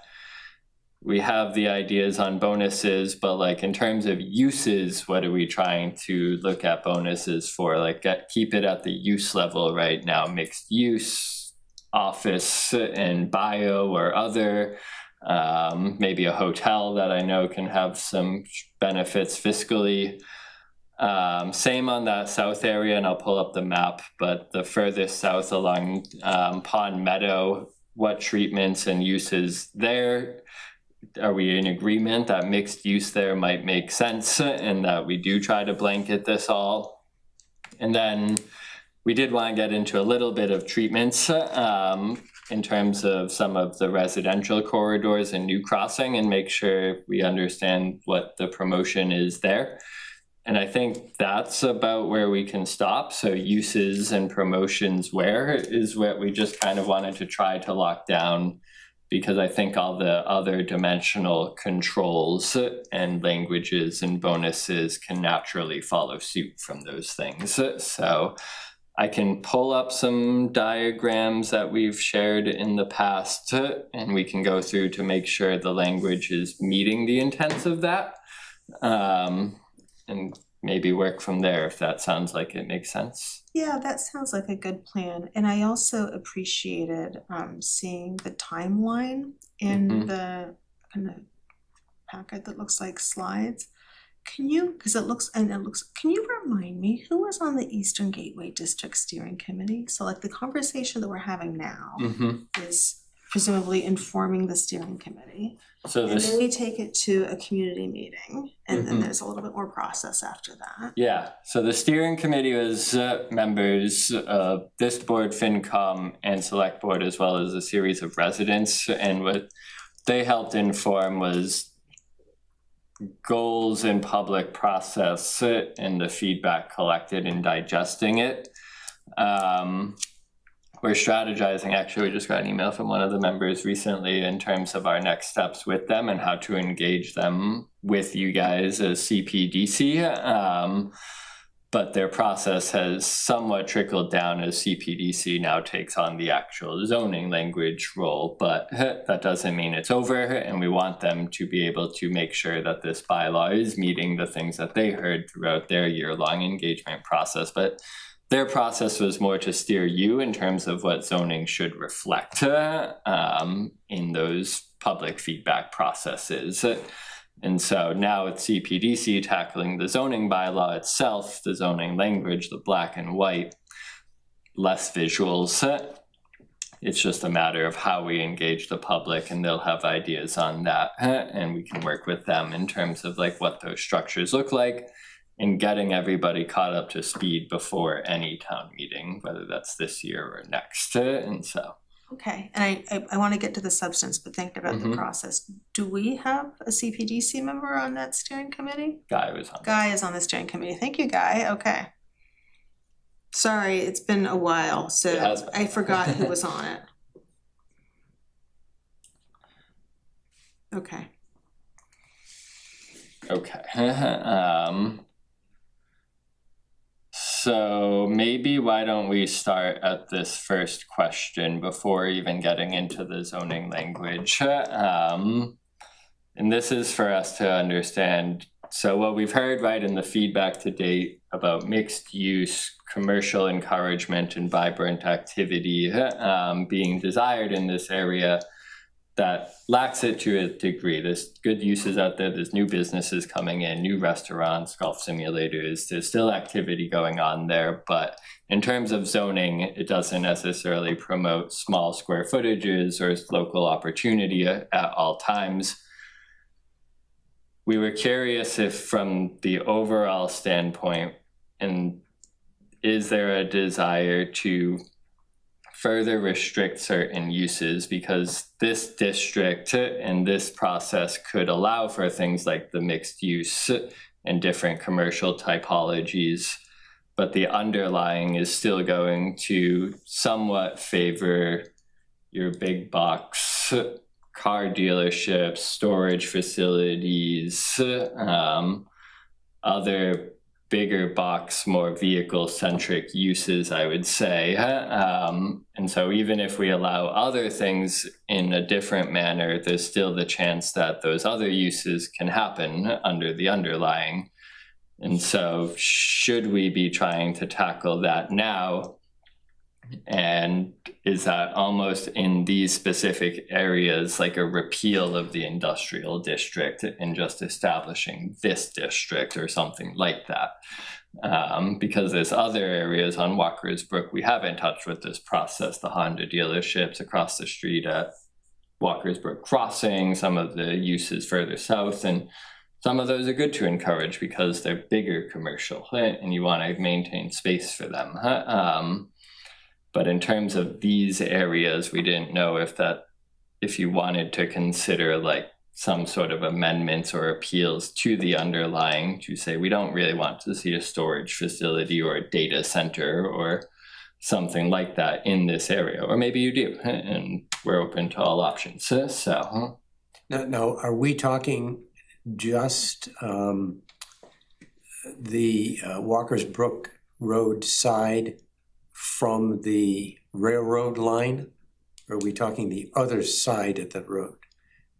I talk about it, I guess, personally as this entire area. There's some heavy industrial already on the other side of the railroads, between some trucking and commercial uses down there that are allowed in the underlying. I cannot think of I haven't looked at it. Do we have any industrial use on the Walker's Brook Road side from the railroad tracks? I think not. You do not at this time up here. There's no industrial. It's mostly office and retail. Right. And restaurant. I could see bifurcating it, keeping it the industrial on the one side of the railroad tracks and not on the other. You know, it's really, we all want industrial for obvious reasons. But this day and age, the thought, anything that's not extremely high value, like semiconductors or automotive electronics, it's just this is too costly real estate. So the aspirational goal is to add industrial. We can have them, but I think it's going to be few and far between, or we're going to look creatively at what industrial really means. Right, and that's, go ahead. sorry, go ahead. No, I think that's part of it of like, if we're encouraging a higher use office, and there's good medical office down there already, but that's part of the encouragement because there's a lot of commercial value and personal properties associated with that, more so than like, you know, a car dealership. So are those the type of uses we're trying to not have something like a Walker's Brook parcel become the next Carvana lot or something like that, not to disparage them in any way, but is that the desired use? And so, you said the magic word, the M word, medical. Medical. If you've looked around, the whole healthcare industry in the area has radically changed. You have these satellite operations now, and as the population ages, we're all bigger and bigger consumers of those services. Focusing on medical as rather than industrial, to me, makes more sense. One, you put medical where people are, because that's who the customer base is. And two, it's never going to go out of style. People are never not going to need medical. And this is a perfect area, frankly, for it. It's easy to get to, it's easy on, easy off. It serves the neighborhood, it serves the North Shore. I think we're probably, a number of other towns are way ahead of us there. But if we're going to name industries, raw industrial to me, foundry work, that's dead and gone. Yeah, I would need to actually go back and look at our definition of industrial. I mean, I think what you're asking and what folks are talking about here is rezoning away from industrial to something else that is probably also allows for a little bit more intensity, I think, than maybe what our business A and business B districts do, to allow things like medical or a brew pub. I'd have to look again at like what other uses are, and we would probably have to determine that.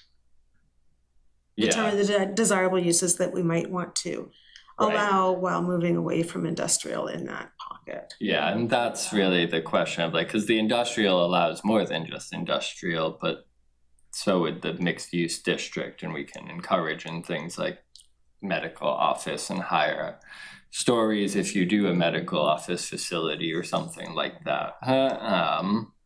So does this mean rezoning rather than doing an overlay district? I mean, that's what I was trying to figure out what we were talking about today. I think the bylaw could still structure almost like an overlay where we can try to keep it all in its own section.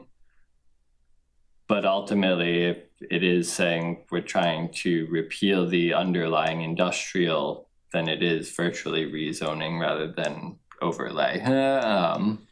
And this is the only industrial area we have. It is. So it's not like we're putting somewhere over by the high school at risk or something for becoming industrial, just as like it's, how sometimes there's like a far-flung piece somewhere, like we're not putting another area at risk if we try to redefine that zone. Right, and we would only really be talking these areas at a maximum. It could be less than that, and then all the others further south and across Walker's Brook would remain industrial. Right, other industrial areas would remain, but they're all currently adjacent to this area. Right.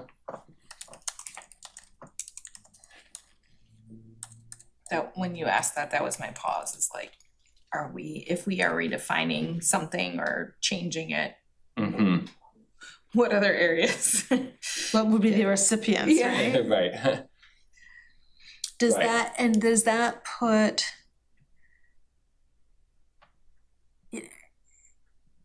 any uses that are there now, say a building that goes vacant, does that prevent it from being used? Would that prevent any buildings from being used for a new like purpose? Like would we would we risk having like vacant derelict buildings around if nobody wants to invest in rebuilding them into mixed use? It wouldn't prohibit from your general retail offices and the other commercial allowances we'd be looking to allow for.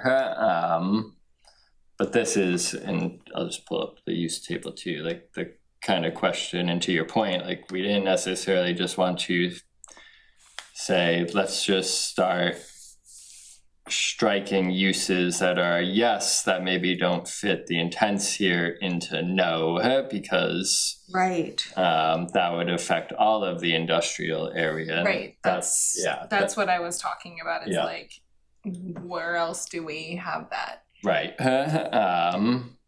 So it could be something that the bylaw would look to establish a new zoning over this area. Maybe that's a new column in this use table. Maybe it's just a separate subsection. But something like self-storage service facility, like we didn't necessarily want to strike that no, because of all the other industrial area that then it would be prohibited. But if we said in these specific parcels that use is not allowed, that's something. So we're we like could making look- almost like a baby industrial. Right. We're like making a mini, no. It's almost But like the overlay sub-district. district, in the overlay district, we could write something that impacts the underlying zoning in that exact area? Well, that was the question, is it an overlay or is it changing that parcel to like industrial light or something? Yeah. Like if you just change those parcels to mixed use and Yeah. we can structure the bylaw in that way, and the zoning map, rather than the overlay on top of another overlay. You just Instead of doing the like business B or whatever, like Mhm. the far columns, Mhm. we have a whole new column. Oh, so we would do an overlay plus an industrial light. No, I think it's either one or the other. Okay, that's what it sounds That's what like I'm to me. understanding, right? yes, like you can do the overlay can certainly be done. It's just you still have allowances like this that could be done there. And if you're okay with that, then we'll just keep moving forward with the overlay. If you feel like some of these uses are not appropriate based on what we've heard, then we might just want to consider the alternative. It sounds to me like we're talking about, unless there's disagreement among anybody here, it sounds like we're talking about a new zoning district. I think so. I think it might. For the area that we're talking about, the, Yeah. Right.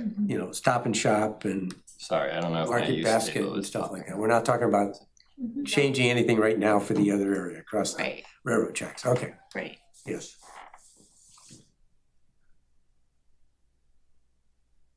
So,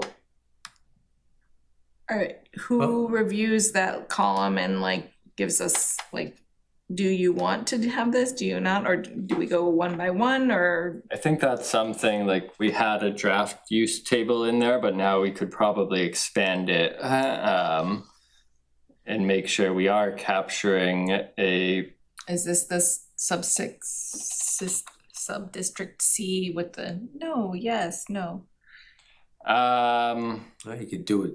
Not necessarily. It would be Okay. different when you could do a D district or something like that, but Um, it seems to me that if you're looking for yeses and nos down the list, it is what is economically most beneficial for the town And how do we know? and achieving, well, I think Andrew suggested maybe, no offense to anybody, but a car dealership would not necessarily be financially. Well, it might be financially great for the town, but it also might not be what we want. Well, I right, know, to the mixed use I'd make a area. combination of both. Right, But we want something that's gonna be, have the biggest financial impact for the town in reducing taxes. You might not want that. I don't disagree with your sentiment, Okay? but the thing that reduces the taxes the most may be objectionable in its size, scope, or other, or what it may elect to do. Imagine you had Hilton came in and bought up, I'm making this up now, they bought up the Bertucci's and the place next to it and Hallmark Health and decided to put a 1,000-room hotel in the place. We might not want that. I'm just saying that economics is the primary goal, may give you outcomes that you are suboptimal. I don't disagree with your principle, it's just it's one-dimensional.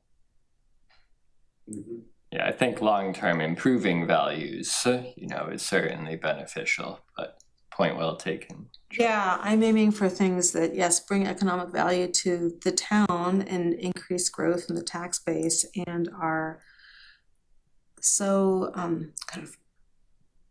so complementary and compatible that it lifts all boats, as opposed to John taking your, I also envision it's like, oh yeah, we don't want to leave, have, these lovely mixed use buildings and uses and having people walk around and then have a big warehouse plopped down that creates big steel walls and an unpleasant thing, even if it's gonna bring in a lot of money. I want it to have it all be compatible. I forget how, I've spoken to the town assessor, and I can't think how they assess here. Do they assess by rent? I think they do. So the market two times dynamics rent. in sales and rents play a role. I don't want to speak for assessing, it's not my area, but they do. Well, besides the tax benefit, there is a value to the town in opium. True. And by that, I mean other people's money, OPM. I thought I heard something surprising. Thought the eyes were wide, John. Were you just testing to see if we were listening? Imagine you had a Market Street. The town has been relatively unsuccessful at building a small business base. And I look at Haven Street. I'm not disparaging all the efforts that have gone in to make it pretty. It's just, it's relatively small. There isn't an anchor tenant. There isn't a draw. And it's, parking is always questionable. This is the best option to build another small business center in the town and bring in OPM, other people's money, and having them spend it here and have successful businesses and employees is a value unto itself, even beyond the tax base. Can I make a suggestion that we go through it and just say what we don't want versus? I was going to say the same thing, Guy. Through the use table that Andrew has up there, or this one that's in our packet? Okay. I think starting here. Let's leave all the, we're going parcel by parcel, Andrew, just to be clear. No, we're looking through the industrial district, is that right? And we. So let's just consider the whole of the district, and if we need to asterisk something, we will, because I already have an asterisk. But So we're going down the industrial district and saying what we wouldn't want to have allowed in this new zone that we're creating here. I think so. In our Is that what you were eastern thinking, gateway. Guy? Sure, whichever one leads us to starting to action this. Yeah. Do you have this in Excel where we could just strip out the other columns? There's such a tendency to kind of peanut butter an answer across, unless you look at them as individual Give me cases. 1 second, see if I can. John, I have a little notebook where I write down your axioms and Hopefully it has to be. peanut butter across is a new one. I love it. I like OPM, other people's money. Yes, he's got 3 tonight. The other one was you comparing kumquats to something else. Sorry, give me 1 second here. But while we're doing that, I think, are we all in agreement that all the housing options remain to start, right, obviously? And then we Yes. can go into, it's really the business uses that we want to, I think so. yeah. Sorry, I guess let's just go down this list and see what we're missing, maybe, if that's easier. I mean, The you've only got caveat to that guy might be some combination of housing. Are there some combinations of businesses that are contraindicated with housing? I don't know of one, but Well, I don't think we want boarding rooms. Andrew, you've got a really good list also in our packet. But there are also certain uses you can't prohibit, and those are Right. protected uses. So Yeah, there's like Is- a stripped down one in our. In our packet, you guys, in this file dialed called EG MUD, possible considerations. Multi-use, Eastern Gateway Multi-Use District is what that stands for, right? When you get down to about, I can't tell what page It's around this page is. 4. It's page 4. Yeah, there's a list there that I think we could go through that is a pared down version. Yeah, but I think it admits too much. Oh, all right. okay, sorry. Request. Or it said differently, I don't know that there's so much removed from it, hard to say. Yeah, I mean, I think that's also sometimes, right, like the existing use table in the zoning bylaw, right, like separates retail versus convenience store versus sometimes Correct. we like. We should have one rubric we use everywhere. I mean, I understand this probably consolidates it down, but it'd be nice to just have one set of descriptors that we always use. And your point about prohibited things we can't prohibit, I'd actually put them in here and just color code them as the other here by right. Yeah, right. I was thinking that we should probably put protected uses in there for clarity, because Exactly. I mean, we're going to bring this forward town meeting and other lay people that don't know it. Let's make it easy. yeah. Business name, But- business Yeah. fees. Give me an example of what thing is mandated Well, in like, an industrial zone? Anything related to the Dover, yeah, Right. Right. schools, Right, we can't Yeah. change that. Right. I assume religious as well. Religious, yeah. Religious. Yep. Education, yeah. Okay. protected classes. Okay, so I'm gonna see if we can try to do a side by side with Olivia's help, if you wanna bring up the MUD bylaw just Yeah. as we go. See if it fits into a proposed use category there already. So single family dwellings, in terms of standalone single family houses. And allowable in some areas of this district, maybe where we were looking at townhomes and others on those residential ways. Yeah, you Yeah. may not want to prohibit it, because what if you run into where you have, I don't know, a smaller lot left where a two-family wouldn't make sense, but you still want more housing there. Mhm. You could have the one-off single Mhm. that's still part of, it's like, part of a greater condominium or something, right? Yeah, I'm thinking this through because it's like my instinct is to never prohibit a single family dwelling. I would just hate for us to go through this rezoning and end up with like Bunch of single a families. subdivision. Yeah. Right, that was my fear, It was would like, never happen. It'd be so financially infeasible that. But in our I say strike What- single what- family. What makes it infeasible, Guy? What about the economics make it infeasible if somebody does a The subdivision? lot cost, John, would be so astronomical based on just the perceived value of that land and all the other uses. You're not talking about the clearing the lot, the property costs. You're talking just it's got a higher and better use somewhere else. Yeah. No person's going to be able to go there and Okay. So then I would posit that we don't need to worry about saying no to it. I would be open to townhomes, but maybe just for this exercise of the next stages, we say no single families. yeah. yes, I but I agree. my point in saying it is sorry, Tom, what happens if, let's say, we get what we want? Great, this thing sells, and part of the master plan is to devise X amount of townhomes.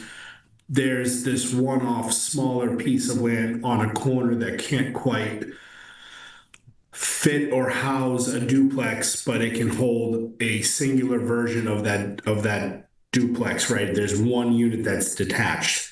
Or it Are could be you a going to say park. no to that one unit or make them jump through hoops to get that one unit? I think you leave it as is. And I guess just to be the devil's advocate, I would also say you could turn it into a park. And if we go down that line, we end up with townhome, single family homes. Where's all of our mixed use? I guess, yeah. Yeah, I mean, I don't think that allowing for the different typologies is bad. I can't speak as much to the market, but if it were instead of two 2-unit buildings and 4 separate 1-unit buildings, like, you know, I don't disagree that that's necessarily a bad thing, but it's more just like if we can, for me, can we define it within the townhome and or like a courtyard development style just out of the single family allowances and kind of similar, I don't want to say fear, but like what if there is a row of single family put up on New Crossing instead or something like that. Exactly, and Is accessory there a dwelling concept units in will always be zoning where allowed. you can, gives the town the right to allow it, but not the obligation? You have a binary table here that just, You just put it as special permit. You can do it Yeah, as special that's what I permit. was Just do gonna that. say, like, that might be the way to do it. That gives the town the right to say no, I guess, but to entertain it if it makes sense. or asterisk it and give it a footnote that like, just all the families, that all the dwelling types that are smaller, like the single, the 2-family, like that it has an asterisk at the end that says like, by special permit. You're talking 2-family and multifamily? No, I was just talking single and 2. So, Cause a multifamily is like 3+. 3+, so duplexes now are special permit as well? well, if it's a single family, I mean, a 2-family is about the same. And Yeah, can you bring back up the master plan Yep. so we can all look at it together one more time? That didn't switch. Give me 1 I second. want to make sure I'm not missing something. Right, so same.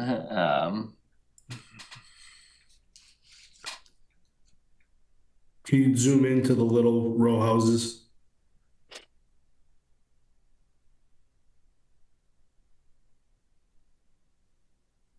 Perfect. So in this example, right, let's say I went out and I said,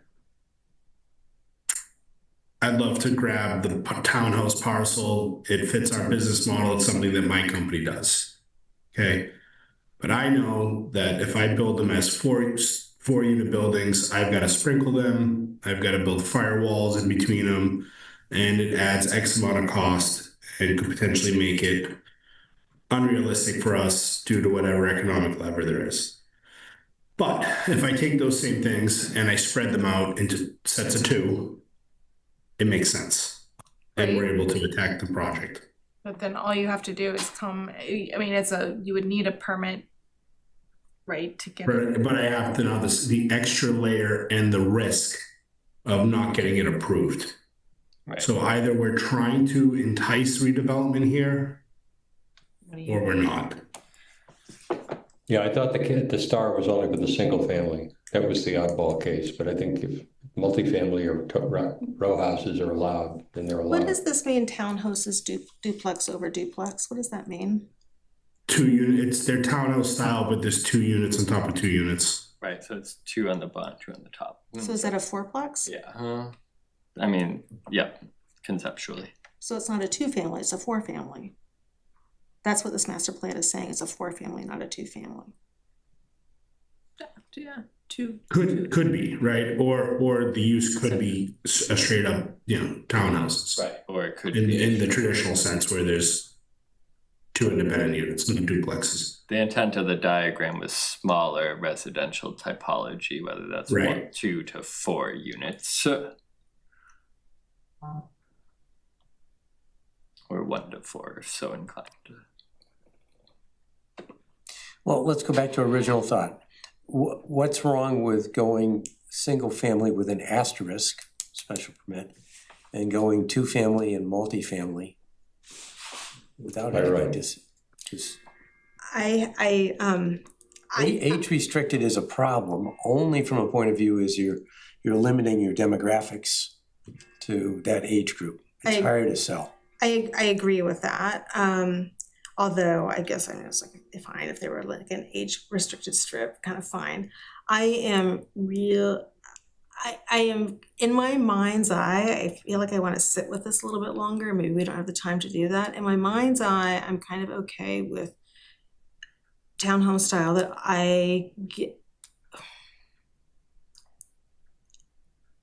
and now I'm getting lost about whether or not that's considered a 2-family or a 4-family based on this. I am really hesitant. Actually, I'm kind of like really opposed to putting in single families, even with an asterisk there, because when people come in for a special permit here, they usually get it. We'd have to have lots and lots of teeth for why you shouldn't get a special permit. If somebody asks for a special permit, they usually get it. And that's just the opposite of what we want to encourage here.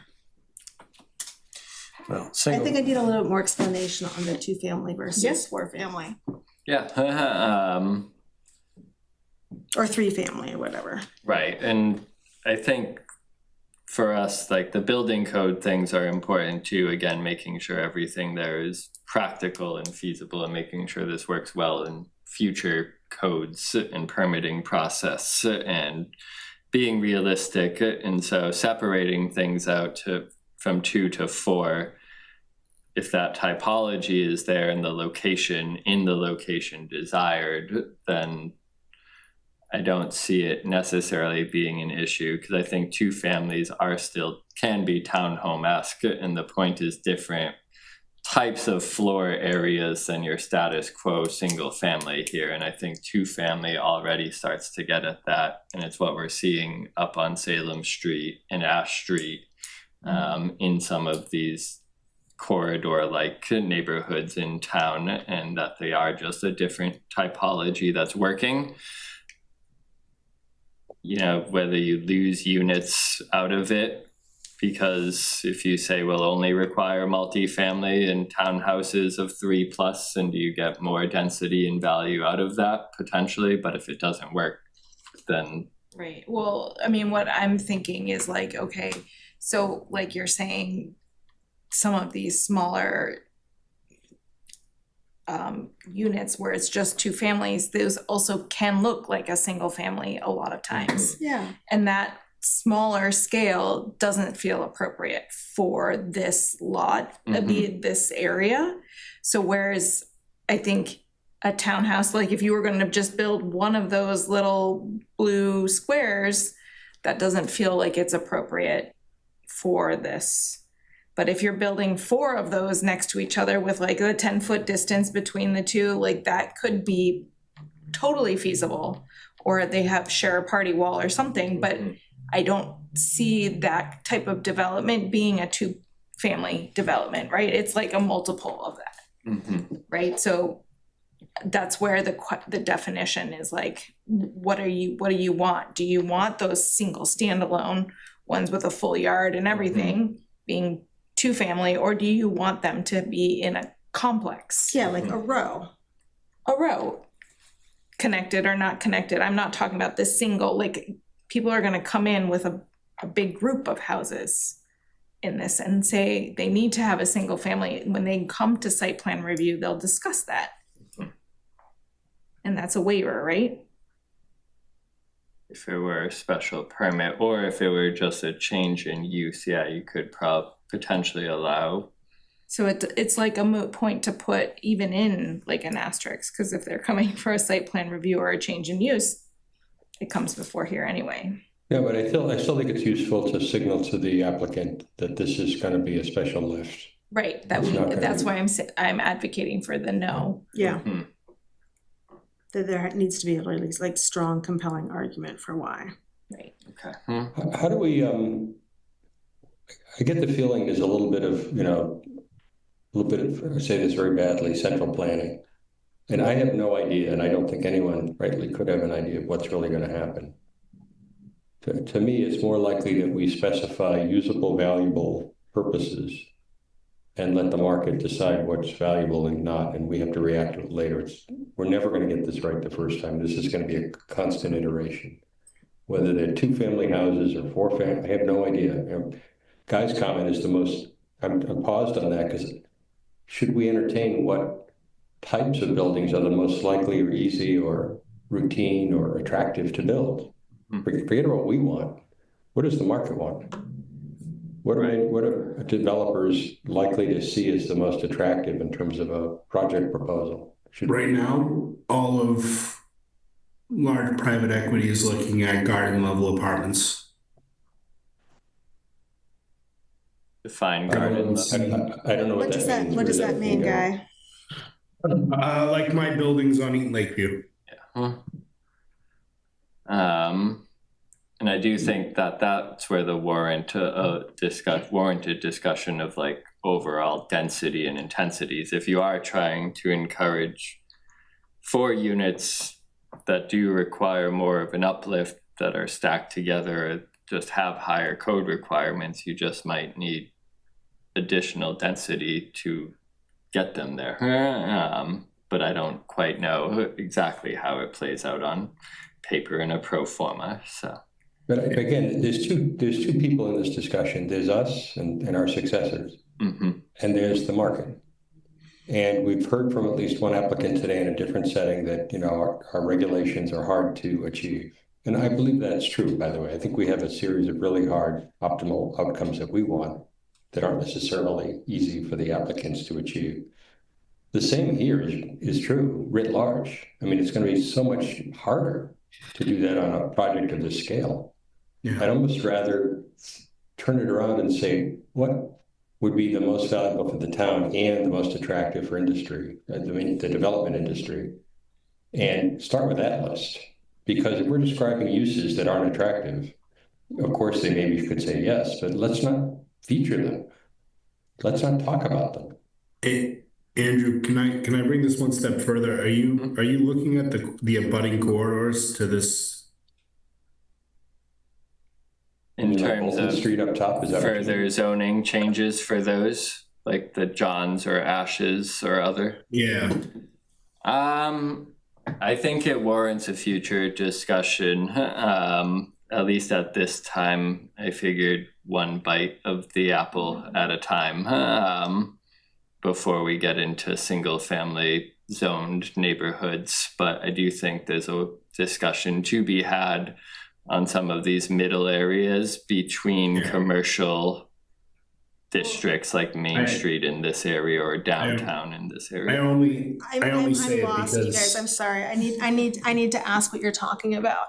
Are you talking about the areas within this where we have like the 250-foot buffer? Or are you talking about areas completely off of the area that we're talking about? yeah, no, it's a good question. So So what's the answer? Yeah, no. If you look at the map and you look at where it says the 2.09, the 2.53 acres, right there, that road that lines the development that Andrew's highlighting. Ash Street.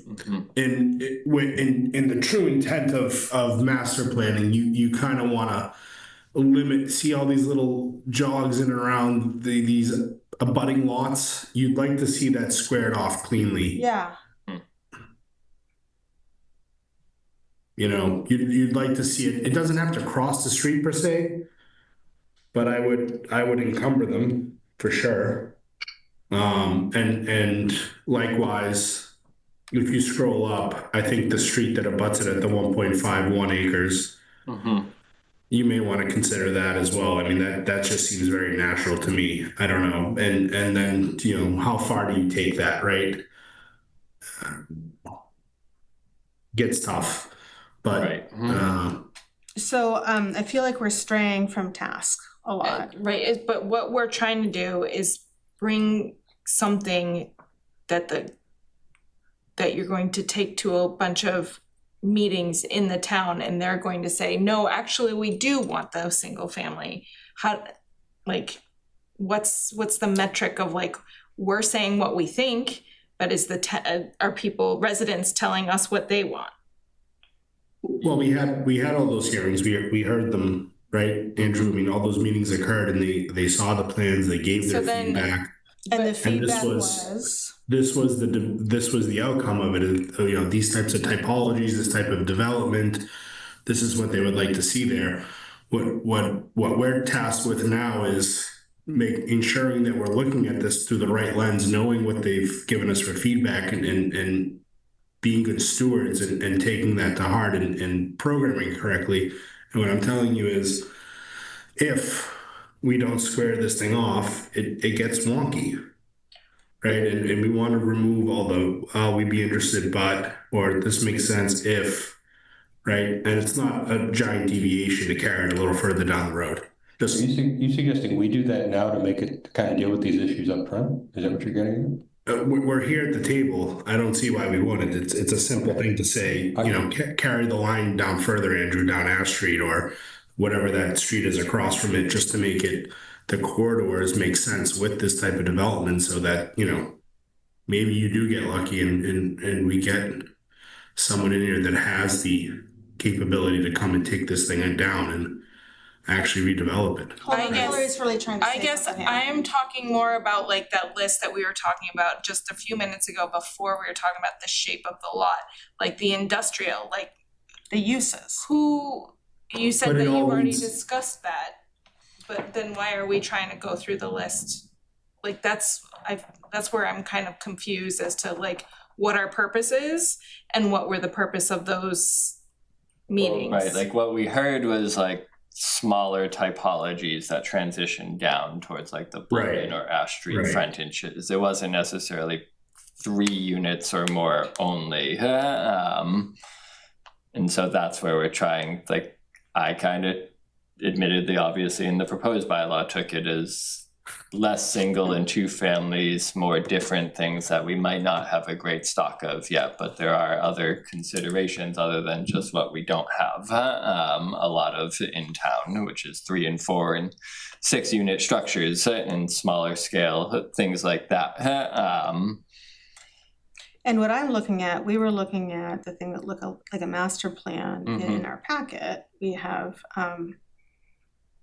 a different looking set of maps. And I would say The different density type zones. And I think what we were trying to do was to go through the list of what we would and would not want in we'll call it a business C district, in that business C district. And maybe we shouldn't have started with single and 2 families, because I feel like that is a little bit of a point of contention.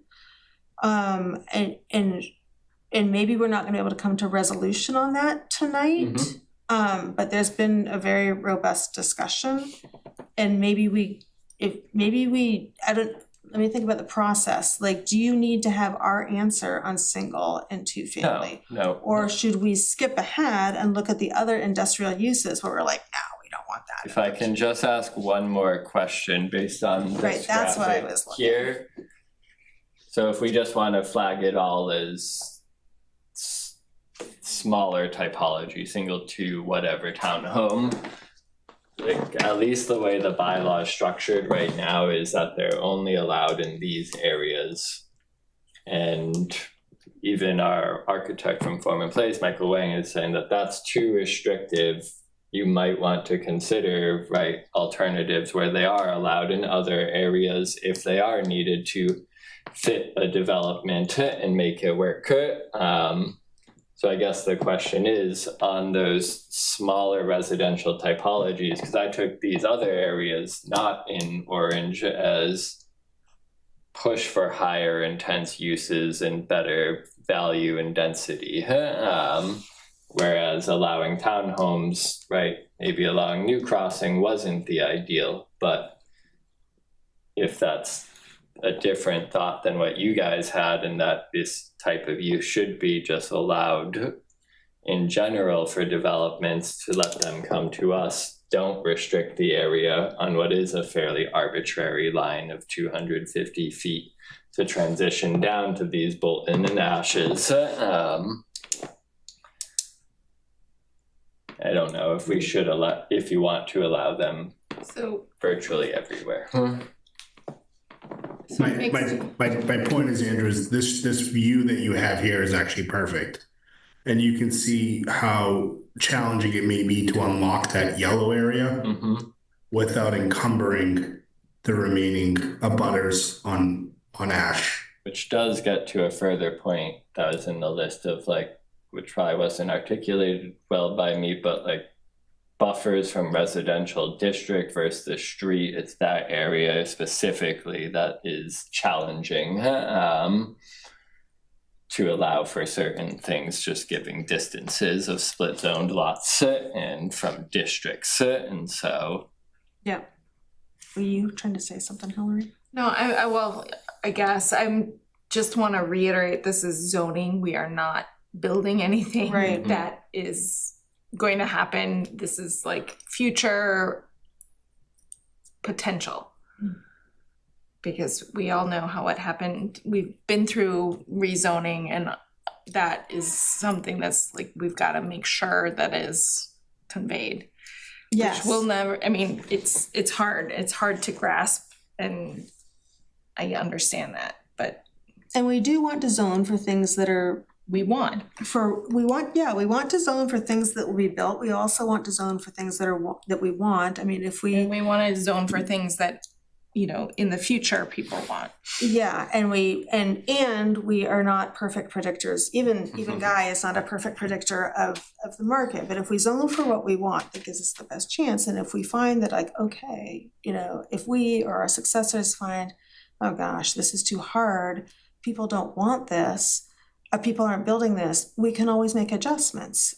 If we zone for what we think people want to build instead of what we want, we could also end up with kind of a runaway of like, oh my gosh, we've opened the floodgates, and have backlash from the town, all of our neighbors on what we've allowed happen, and we have to change it again. So my point is, in both of those scenarios, it's changeable. We should aim for what we want, I think, and know that it's zoning, so we can change it.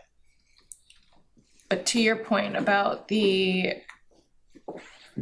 buffer zone versus all mixed use residential and then no residential you're showing, like, yeah, based on what is here and right now, I understand that those are what the uses are, but like, I mean, you can imagine that it would be something different, right? Like, you can imagine that they want to put a bunch of townhomes in part of that mixed use residential and have a complex. So that's where it's like,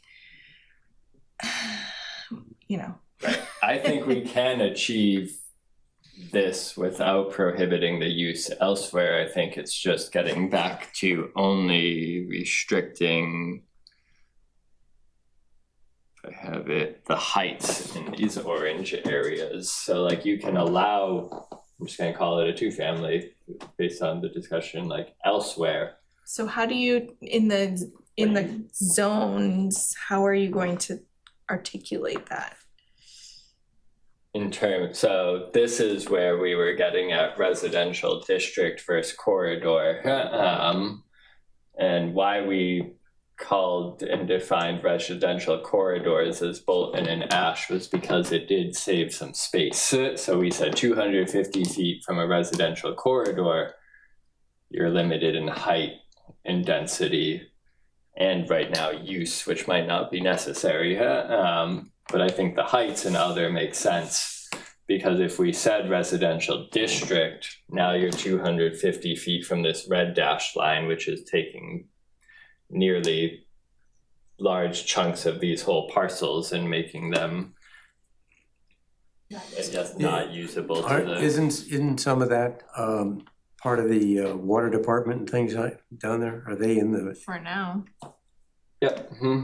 Oh, that's down further, or is it? That's, I think, part of the point of why Guy's saying, like, if we just allow this line here, now the setbacks and transitional areas are a bit more clear.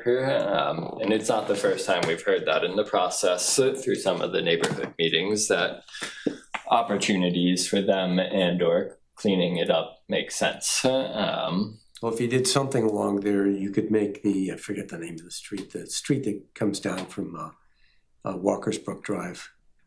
You could clear that up.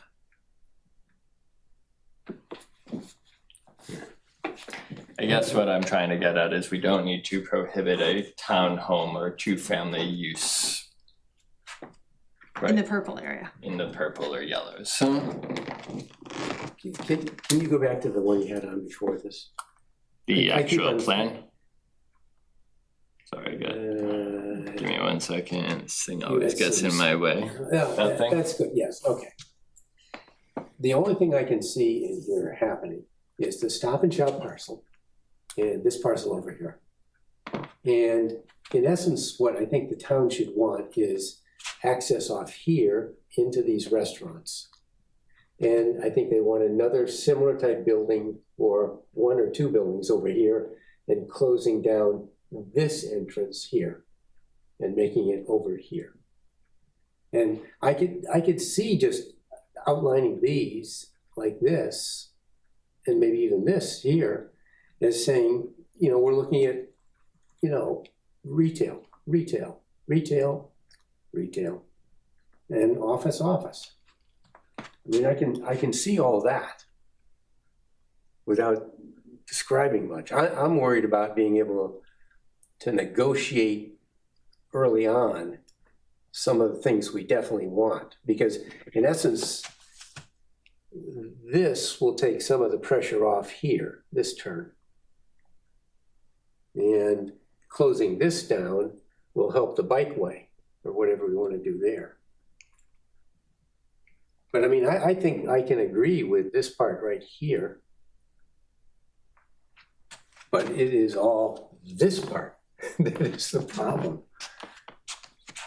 So, to reground ourselves, would it be helpful to go back to that industrial uses list and then I'll think about how we come to resolution on the single family, 2-family. Maybe it's in how a townhome is defined, right? Right. Yeah.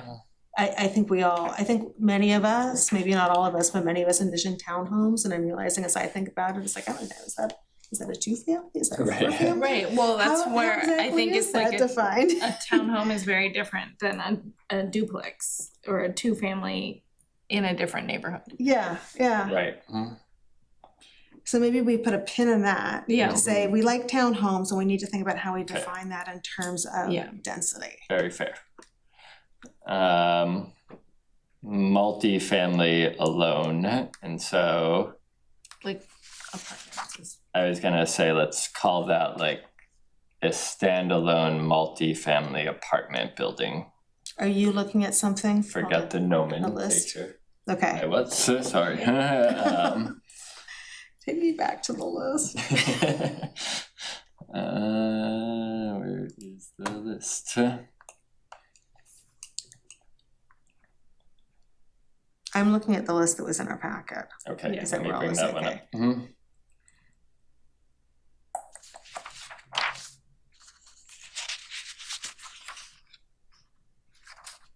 Standalone multifamily, let's call it apartment building, 3 Yes. to 4 plus stories. Where is that? I'm just sorry, which line? Multifamily Okay, there we go. dwelling. Sorry.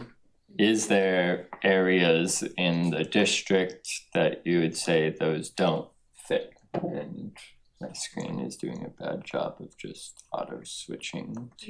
I mean, that's where I think that's part of the discussion is like, I think we cannot predict if that's a good thing or not. Is the question apartments versus condos versus? No, just. No, just the use, John. I guess I compare it as multifamily alone versus a mixed use building.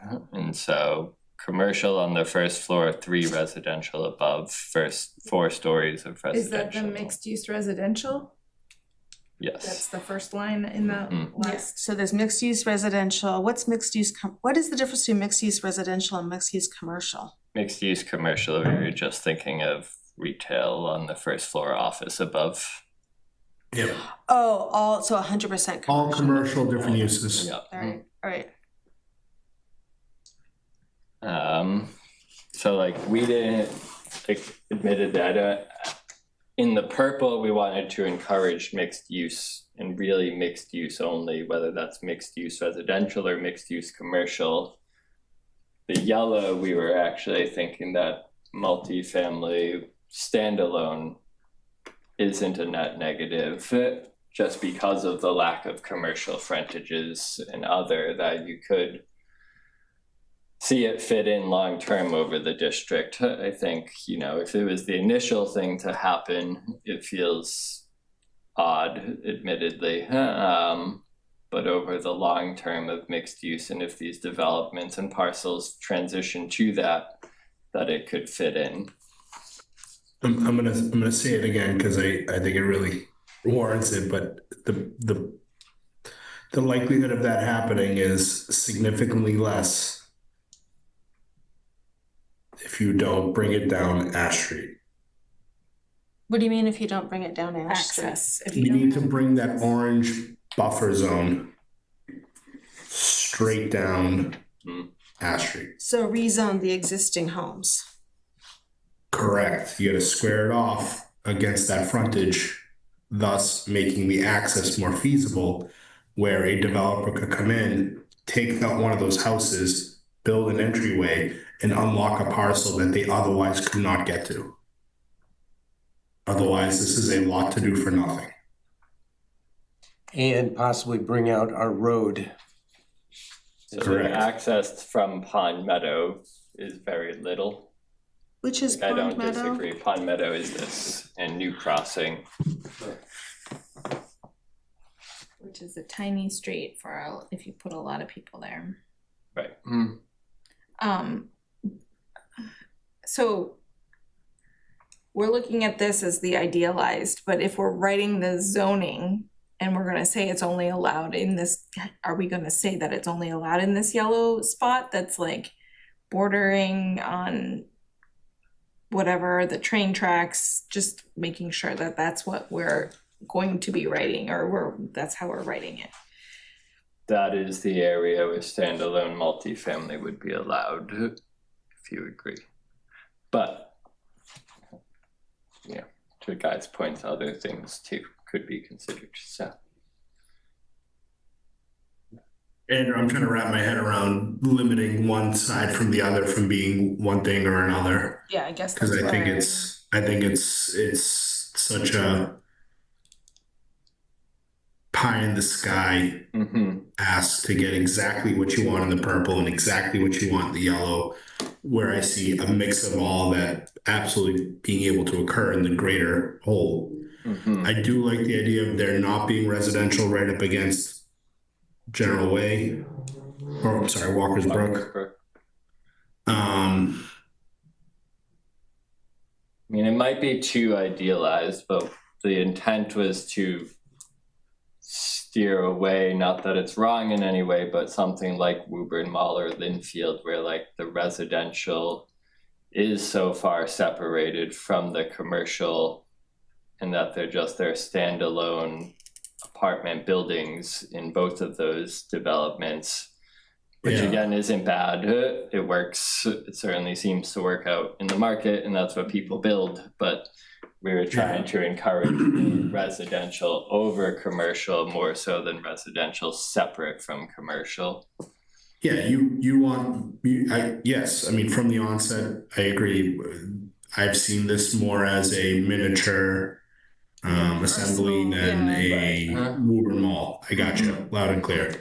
But I think the access, the general access being what it is, and this being so fragmented, right? That thing was a couple parcels. Right. This is a myriad of parcels that are different uses with different owners. It is so much more complex than that. And we're setting ourselves up a failure out of the gate by not encompassing frontage on all thoroughfares surrounding the development. I think, I, not having been at any of the public meetings around this, I would be really interested in taking that question to the community. And maybe that was discussed in the community meetings, like, you know, how the homeowners feel about having the area rezoned. I think that's, Guy, I think you're making an important point for the vision of this area and the implementability, and I would be really interested to know what the abutters think. They're really impacted by what we end up doing here. Yeah, I mean, one way or another, one of those houses could have a 4-story apartment building behind it. And we know how well that goes over. Right. And I'm sitting here looking at this. Whether it's next to you or behind you, at that point, you're in the mix of it. So being where they are, they understand that there's the possibility of this. It was very clearly put to them. So I think what we were saying, I think what I heard was not just limiting, there's a lot being said. One of the things I think I heard being said was to not limit the yellow area to just, actually they're both mixed use residential, that mixed use, what's the Well, difference? mixed use would be allowed in all of it. Yeah, Multifamily only in the yellow. would also only be allowed in the yellow. Right, Yeah. that was at least our first crack at it, but I do hear that like it might make sense in developments even in the purple hood, so. Yeah, I think you mix those together. I like the idea of having the border abutting the other sides of the street because that gives good massing, right? It's a good transition of massing, and I think that's important. Right, which is really the intent more so than uses there. Yeah, and I like the idea of there not being residential right up against Walker's Brook. I think that's the right play. But I think we've got to border the whole thing, mash the mixed use residential, the purple and yellow together, and then let the dog hunt and see what happens. Will people want to live that close to the train tracks? I don't know. Go look at the 3,000 people that live in Assembly Row. Right, and the Met even here, right? Yeah. The depot. And some others, and so It's not what you think. You know, it's and the Assembly, it's a stopped train, right? Completely different, and so at the Met as well. So Right. worse, this is just a passing train. Right. So yeah, I don't think that's much of a prohibitor in terms of. Right. No. In fact, I think if they added a stop there, it'd be an attractor. Right.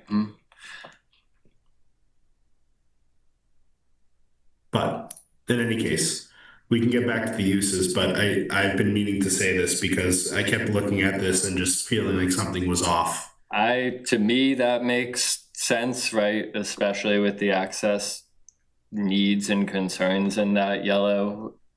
It only just felt like a different conversation in terms of single family like amendments. Yeah, and listen, guys, I get it. I'm not saying I want that. I'm saying to make you this may run across like a development where somebody, I don't just pick a parcel, any parcel, right? And they're able to get 2 great duplexes on, and they have just enough land to throw up a single with it, right? Do we want to stop that 5-unit development or give them an extra hurdle? That's more what I was getting at, almost like they were a bonus add-on.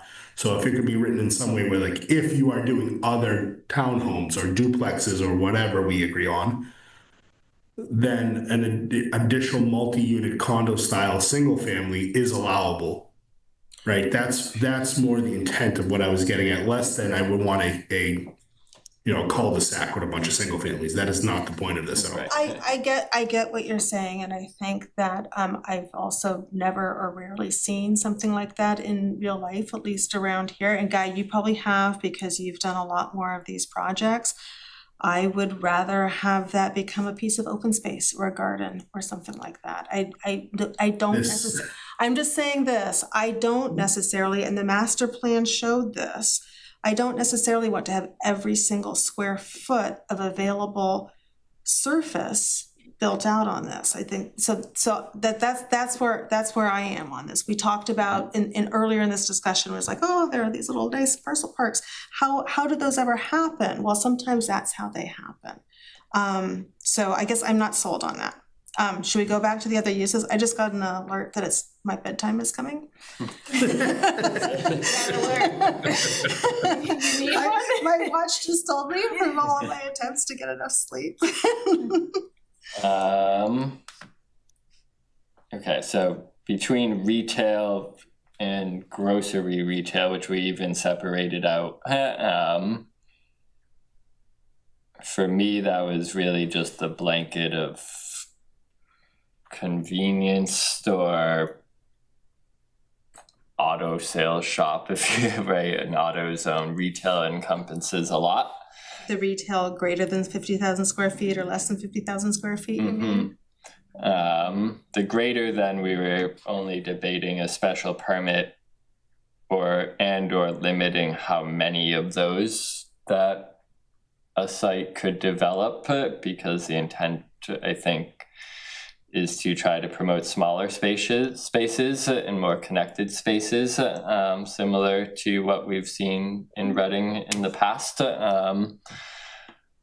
But So what's a 50,000 square foot that we have in Reading now? I need a the comparison. market basket. Market basket, and the Golf Galaxy is less than, or is it about?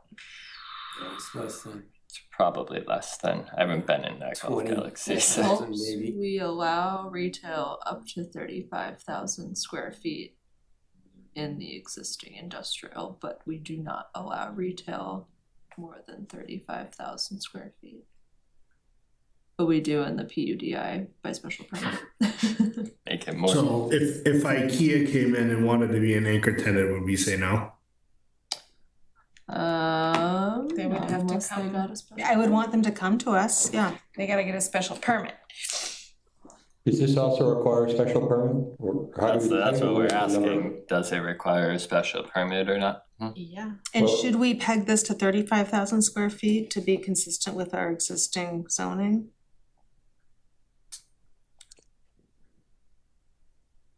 What's the genesis of that number? Right, that's what. Okay. Yeah. What's it mean? You know, like But it was. isn't it It in was. our, Yeah, but that. But what does 50,000 mean?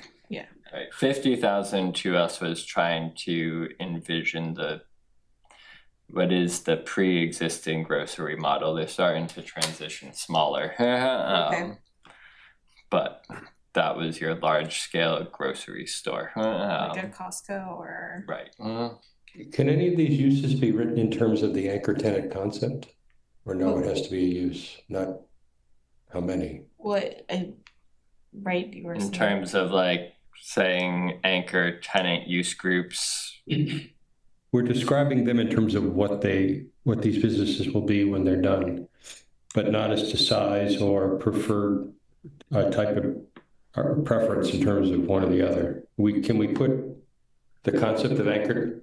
I'm not advocating for this. I'm asking if it's possible. Can you actually write these things in terms of? I've seen zoning that says you can only have 2 50,000 plus square foot anchor buildings, or in 4 25,000 square foot buildings, and unlimited less than. Okay. Yeah. To me, that's very hard to project, and unless you had a proposal that you knew could meet those, it's hard to say that will limit, right, what tenant and anchor you bring in. And it's already allowed in sub-district A and B? What is the sub-district A and B? So, sorry, the sub-district A and B was really more just getting at, do we need to separate across the tracks or not? So, I'm getting the sense that no, we don't, that the allowances should be the same and we can write language that fits. But if there's. So like compared to what we have now in that area, the only thing that would be, actually, you said the grocery stores aren't even 50,000 square feet? They are, I I think believe they Market Basket is Yeah. 50,000. But don't think of it as single tenant though either. Right, that's the thing, yeah. That's the All yeah. right, fair enough. Do we do 50,000 square feet by single permit and under 50,000 square feet? Yes, and I guess getting back to the original concept, what we're trying to do is to go through here kind of a filtering thing, is are there things that we just don't want in this Right, area? could you just allow retail, we can like. And maybe I'm hearing that, yes, we want retail and we need to play around with the size. If we're gonna try to get through this list. This isn't repulsive to anybody, is that what I'm hearing? No, I think you need to allow the big box stuff. I think it's smart, and that Okay. may that may be the key that unlocks everything, right? You get one big boy in there and that does as well. So Absolutely. far. The anchor tenant is usually why everyone else wants to show up for the party. Yeah. Right. So we can just really allow retail in general and maybe not even have to get into like the square footages of things, you know? Yeah, I guess a lot of my comments are just geared towards like, if we truly want this, let's try to make it friendly so we attract the right people, Agreed. Yeah. right? So I think as we go down, I bet we can do the rest of this list and actually take care of some minutes and one other thing. If we just kind of keep this main filter that I think you were asking for, Andrew, are there things that we don't want in this district? Yep. And I think you have it in a subdistrict A, B, C, but I think we're asking ourselves at this juncture, is there anything we don't want in the Right. Eastern Gateway at all, right? Yeah. So grocery, office, institutional, can I dare to say that yes, we're all on board with that? Hotels, this is a good question. Anybody not want hotels? I would think you would. It's a permitted use, and it's one of the two where we're able to affect a local tax. Do we have a hotel? No. No, I'm saying we need one. I'm saying, Yeah. no. With all the it would exits we be. have, we Right. have no I know, hotels. it is really weird, It's isn't so it? weird. They can build it Yeah, at the I would leave it North Shore alone. I mean, I Mall. see that old Keurig building being a great, Yes, right? great conversion. While we're on the topic, can I ask a question about a parcel? Yep. The section to the right, to the right of that, there's I think a National Grid wellhead or pressure pipe. Yeah. And then to the right of that, there's a parcel that's about 3 acres Mm-hmm. that the town owns that I don't believe is wet. I'm pretty sure that's wet. One Is it sec. worth chasing that down to verify that that is the case? Because I looked at it just on Google Maps, I drove by, I can't tell I didn't walk the property, but.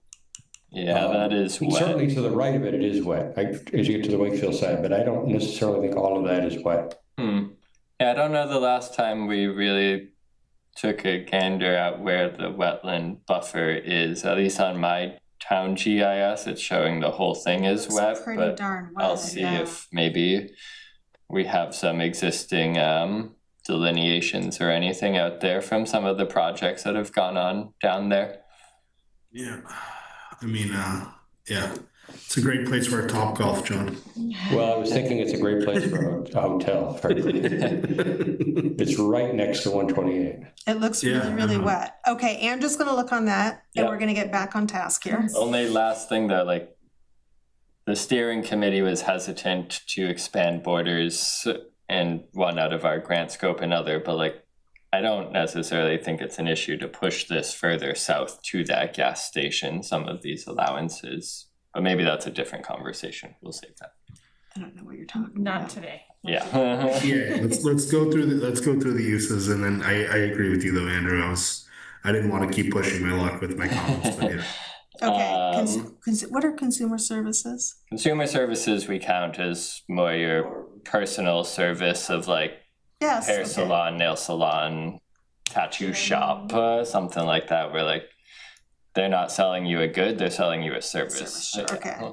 So yes, place of assembly, yes, restaurant, yes. Is that a yes to hotels and? Yes. I think it was a yes to hotels, yeah. So Can you hotels, switch the graphic? yep, sorry. And who knows, it may be that it's like this, I think it's too big of an ask right now to ask us to say we want it here, not the other Right. place, but we're asking ourselves, what are the things that we Yeah. do that we're good with or that we don't want if we're changing from industrial to Mhm. this new zoning? Place of assembly, restaurant, brewery, health club, is there a reason that's highlighted? That was just a comment, I Okay. think, just cause I know there's like Lifetime gyms that are like 1,000 They're 1,000 giant. square feet, they're giant, so just an ask. It would be great. But we have Recal now, never mind, okay. Not the same people. Performance center. Does this count as also like artist studio? artists were at there already. Never mind, okay, I'm getting light industrial. What exactly is light industrial? Light industrial, we were more thinking along the lines of like, We define it as low impact manufacturing, R&D, warehousing, distribution. It's pretty broad. It could be like an incubator. You Right. have an incubator set up for one of the colleges or one of the local industries. just thinking that, and even, I don't know how popular they are to build, but like something like a pottery studio and facilities for skilled trades, we were kind of including in that as like, if you open woodworking or pottery or something, even if it's a small square footprint, you know, if someone wants to do It's it. usually go in buildings that exist already, but Right, yeah. So, the Lydia Pinkham building We is have all those buildings down there right Yeah. now, all those spaces that could be great for a pottery studio. right? Okay, yeah, Pleasant even- Street. where does like storage facility fit into this space? so that's right, again. Oh, it's down there, good, okay, Yeah. no, all Well, right. so those are like, right, like, are we just prescribing things we don't want to see as a no? And like, are there uses like these that are just a no? Like heavy industrial, no. Facility for skilled trades, I see you have this, and I guess this is a way of saying like, yeah, maybe some places, maybe not everywhere, Mhm. it depends. Car wash, no.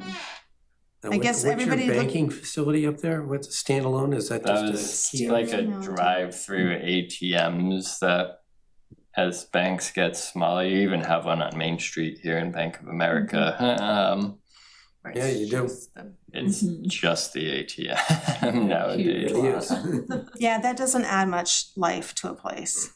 Mhm. And they're also, I mean, we don't need them right now. I mean, there's one on the other side of Walkerswood Drive, there are plenty down here. We don't Yeah. need them in this particular area. And like some of these use lines, like I don't know that we necessarily need like facility of skilled trades and things, but they were in our existing use table, so we just tried to pull them over for conversation. I agree with the Andrew- not drive-through Yep. restaurant. Andrew, can you mentioned it earlier, but like things like an auto zone and things of that nature, like we don't want that here. That is not going to be conducive to the type of. Yeah, I just don't know if you allow retail, like how you say we don't allow. How do you differentiate that in Right. retail? And like maybe that's just the development style or the developer, and they say this isn't the area where we fit, right? Naturally. But there is always the case that, I don't know how you stop that. Yeah, do we deal with that? Do you stop that? I'm just thinking about the auto zones that I've been to more in the way that we control parking and other, yeah. I mean, if there were a walk-up auto zone with an apartment up above, I'd be like, fine. Differences. walk-up auto zones. It's just very easy to pick up those tires or whatever. Your guy, not you guy, but let me go get my carry. windshield wipers and the nice man will help replace them for me, but I gotta walk down the block. I mean, it just might be that, it just might not be what is like, attractive. I mean, I'm sure there's ways to try to prescribe franchisees and things and limitations around that. And I know I've seen design that says like, if you have a market basket, or at McDonald's, you need to meet a historic element or something like that. But other than that, I don't know. Can you not say allowed outside of non-auto related retail?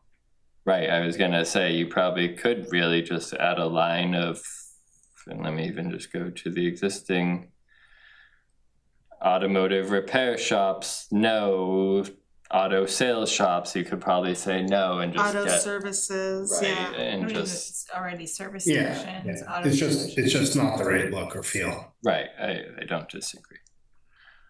Any other uses here that you disagree with, or to Guy's point, things that are on your mind that you wouldn't want to see here that we should find a way to define?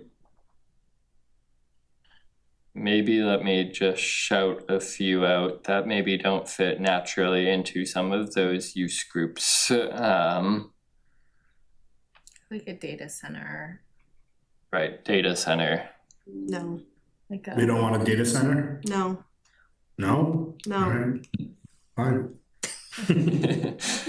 Animal. I don't wanna maybe what I don't want are things that are gonna be big warehousey that you can't see inside, and it's going to detract from something that might feel like a community of sorts. Right. What about a stadium? Stadium. I'd take a minor league baseball team. Even like athletic fields generally? Take up too much space. Yeah, what about in general? What about a sports arena? Lacrosse fields. Yeah, I think that's cultural activity, right? It's different than something like a data or storage center, Cultural or recreational facilities. right? Like a racket club or something. Yeah. We have gym there. Those are things you wanna see or I you mean, don't a wanna see? stadium would take up practically the whole space there. It's not Right. that huge. WNBA team win. What was that? WNBA team win. The Patriots might be leaving Foxborough. Right. No. Let me just shout out maybe some things like animal kennel, right? Dogs, dog kennel, animal kennel, and or training Ah, that's a tough one. is a tough one. It's probably more. Like doggy daycares versus a training facility are very different, Mm-hmm. right? Because you got all these people living upstairs. They don't want to leave their dog alone all day. They drop them off downstairs and they go. Mm-hmm. But that opens up a whole other can of worms. Mm-hmm. I also think of that as more of like a standalone facility because of Well, it could be like a small business, right? it could be a small business. It could be, we could have dog groomers. Right. You But could get vets. pet grooming to me is different than pet grooming is a consumer service. I'm selling you a Right. service Yeah. versus True. like an animal kennel. Maybe you could Maybe argue we're as a gonna be consumer. here till next week. You know, you Could you just give us some homework sure. and send us a list Sure. and have I us don't disagree with you, Heather. I and don't. have us work with it? Yep. I feel like this is getting us toward we're not being productive at No. this point. And you could throw these things out, but why don't you send us a list? Yeah. And our homework is for everybody to basically give it a yes, no, and come prepared for, especially the things that are no's. How's that? Okay. I think I answered principally what some of the things we needed to consider in some context. Okay, so then the steering committee meeting is meeting coming up next week. So they do not have a meeting in the books. Oh. We've been strategizing on when and what to give them, and I just wanted the bylaw to be in a place where they could just like understand it, and so So is our other homework to take a look at the bylaw? I mean, you did give us a bunch of time. I feel like it's easier for me to take a look at the bylaw in the context of this discussion. Mhm. I see, is there still a community meeting on May 18th? No, we're many still years? strategizing. Those are all tentative of like, here's when might make sense. I think right now we're a little behind that schedule. Okay, so the other homework is to take a look at the bylaw, you know, within the knowledge of, within the context that we had kind of an open discussion around the different sub-districts and everything, but maybe everybody take a look at the bylaw and come with points of discussion. Would that be helpful? Yeah, I'm just I thinking think I'll through the even process. clean it up based on tonight's discussion. Like what I'm hearing is at least not right now the need to separate uses and or sub-districts, that some of those buffer zones we keep more to the heights and dimensional controls more so than uses.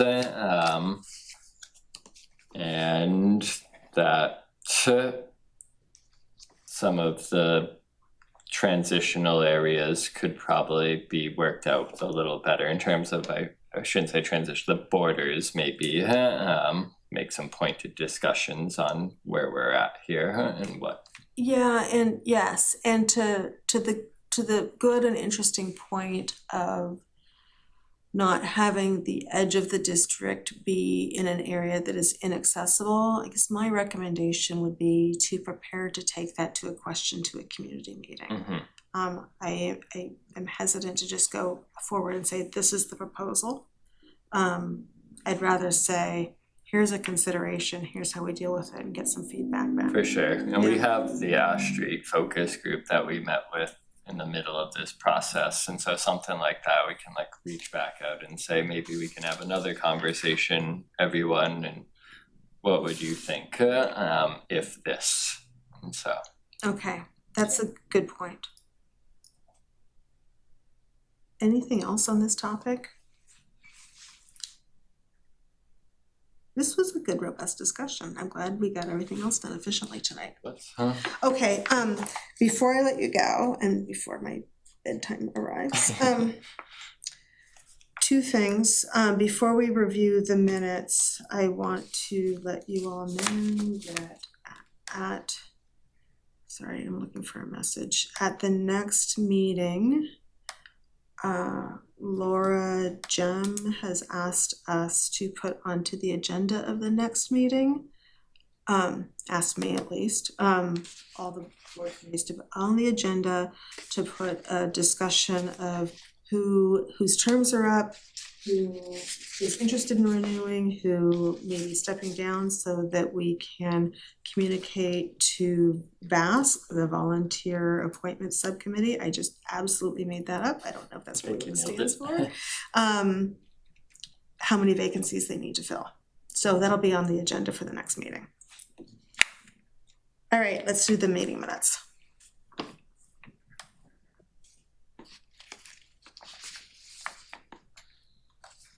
So we've got, I read them, I did not have any. That's from, I think it was just February and March. I read the February ones and I did not have comments. You do a terrific job. Any comments on the February ones? Nothing here. No. I move that we approve the February minutes. Second, Thank you. Okay, roll call. John? yes. Guy? Yes. Hillary? Yes. Heather, yes? Tom? Yes.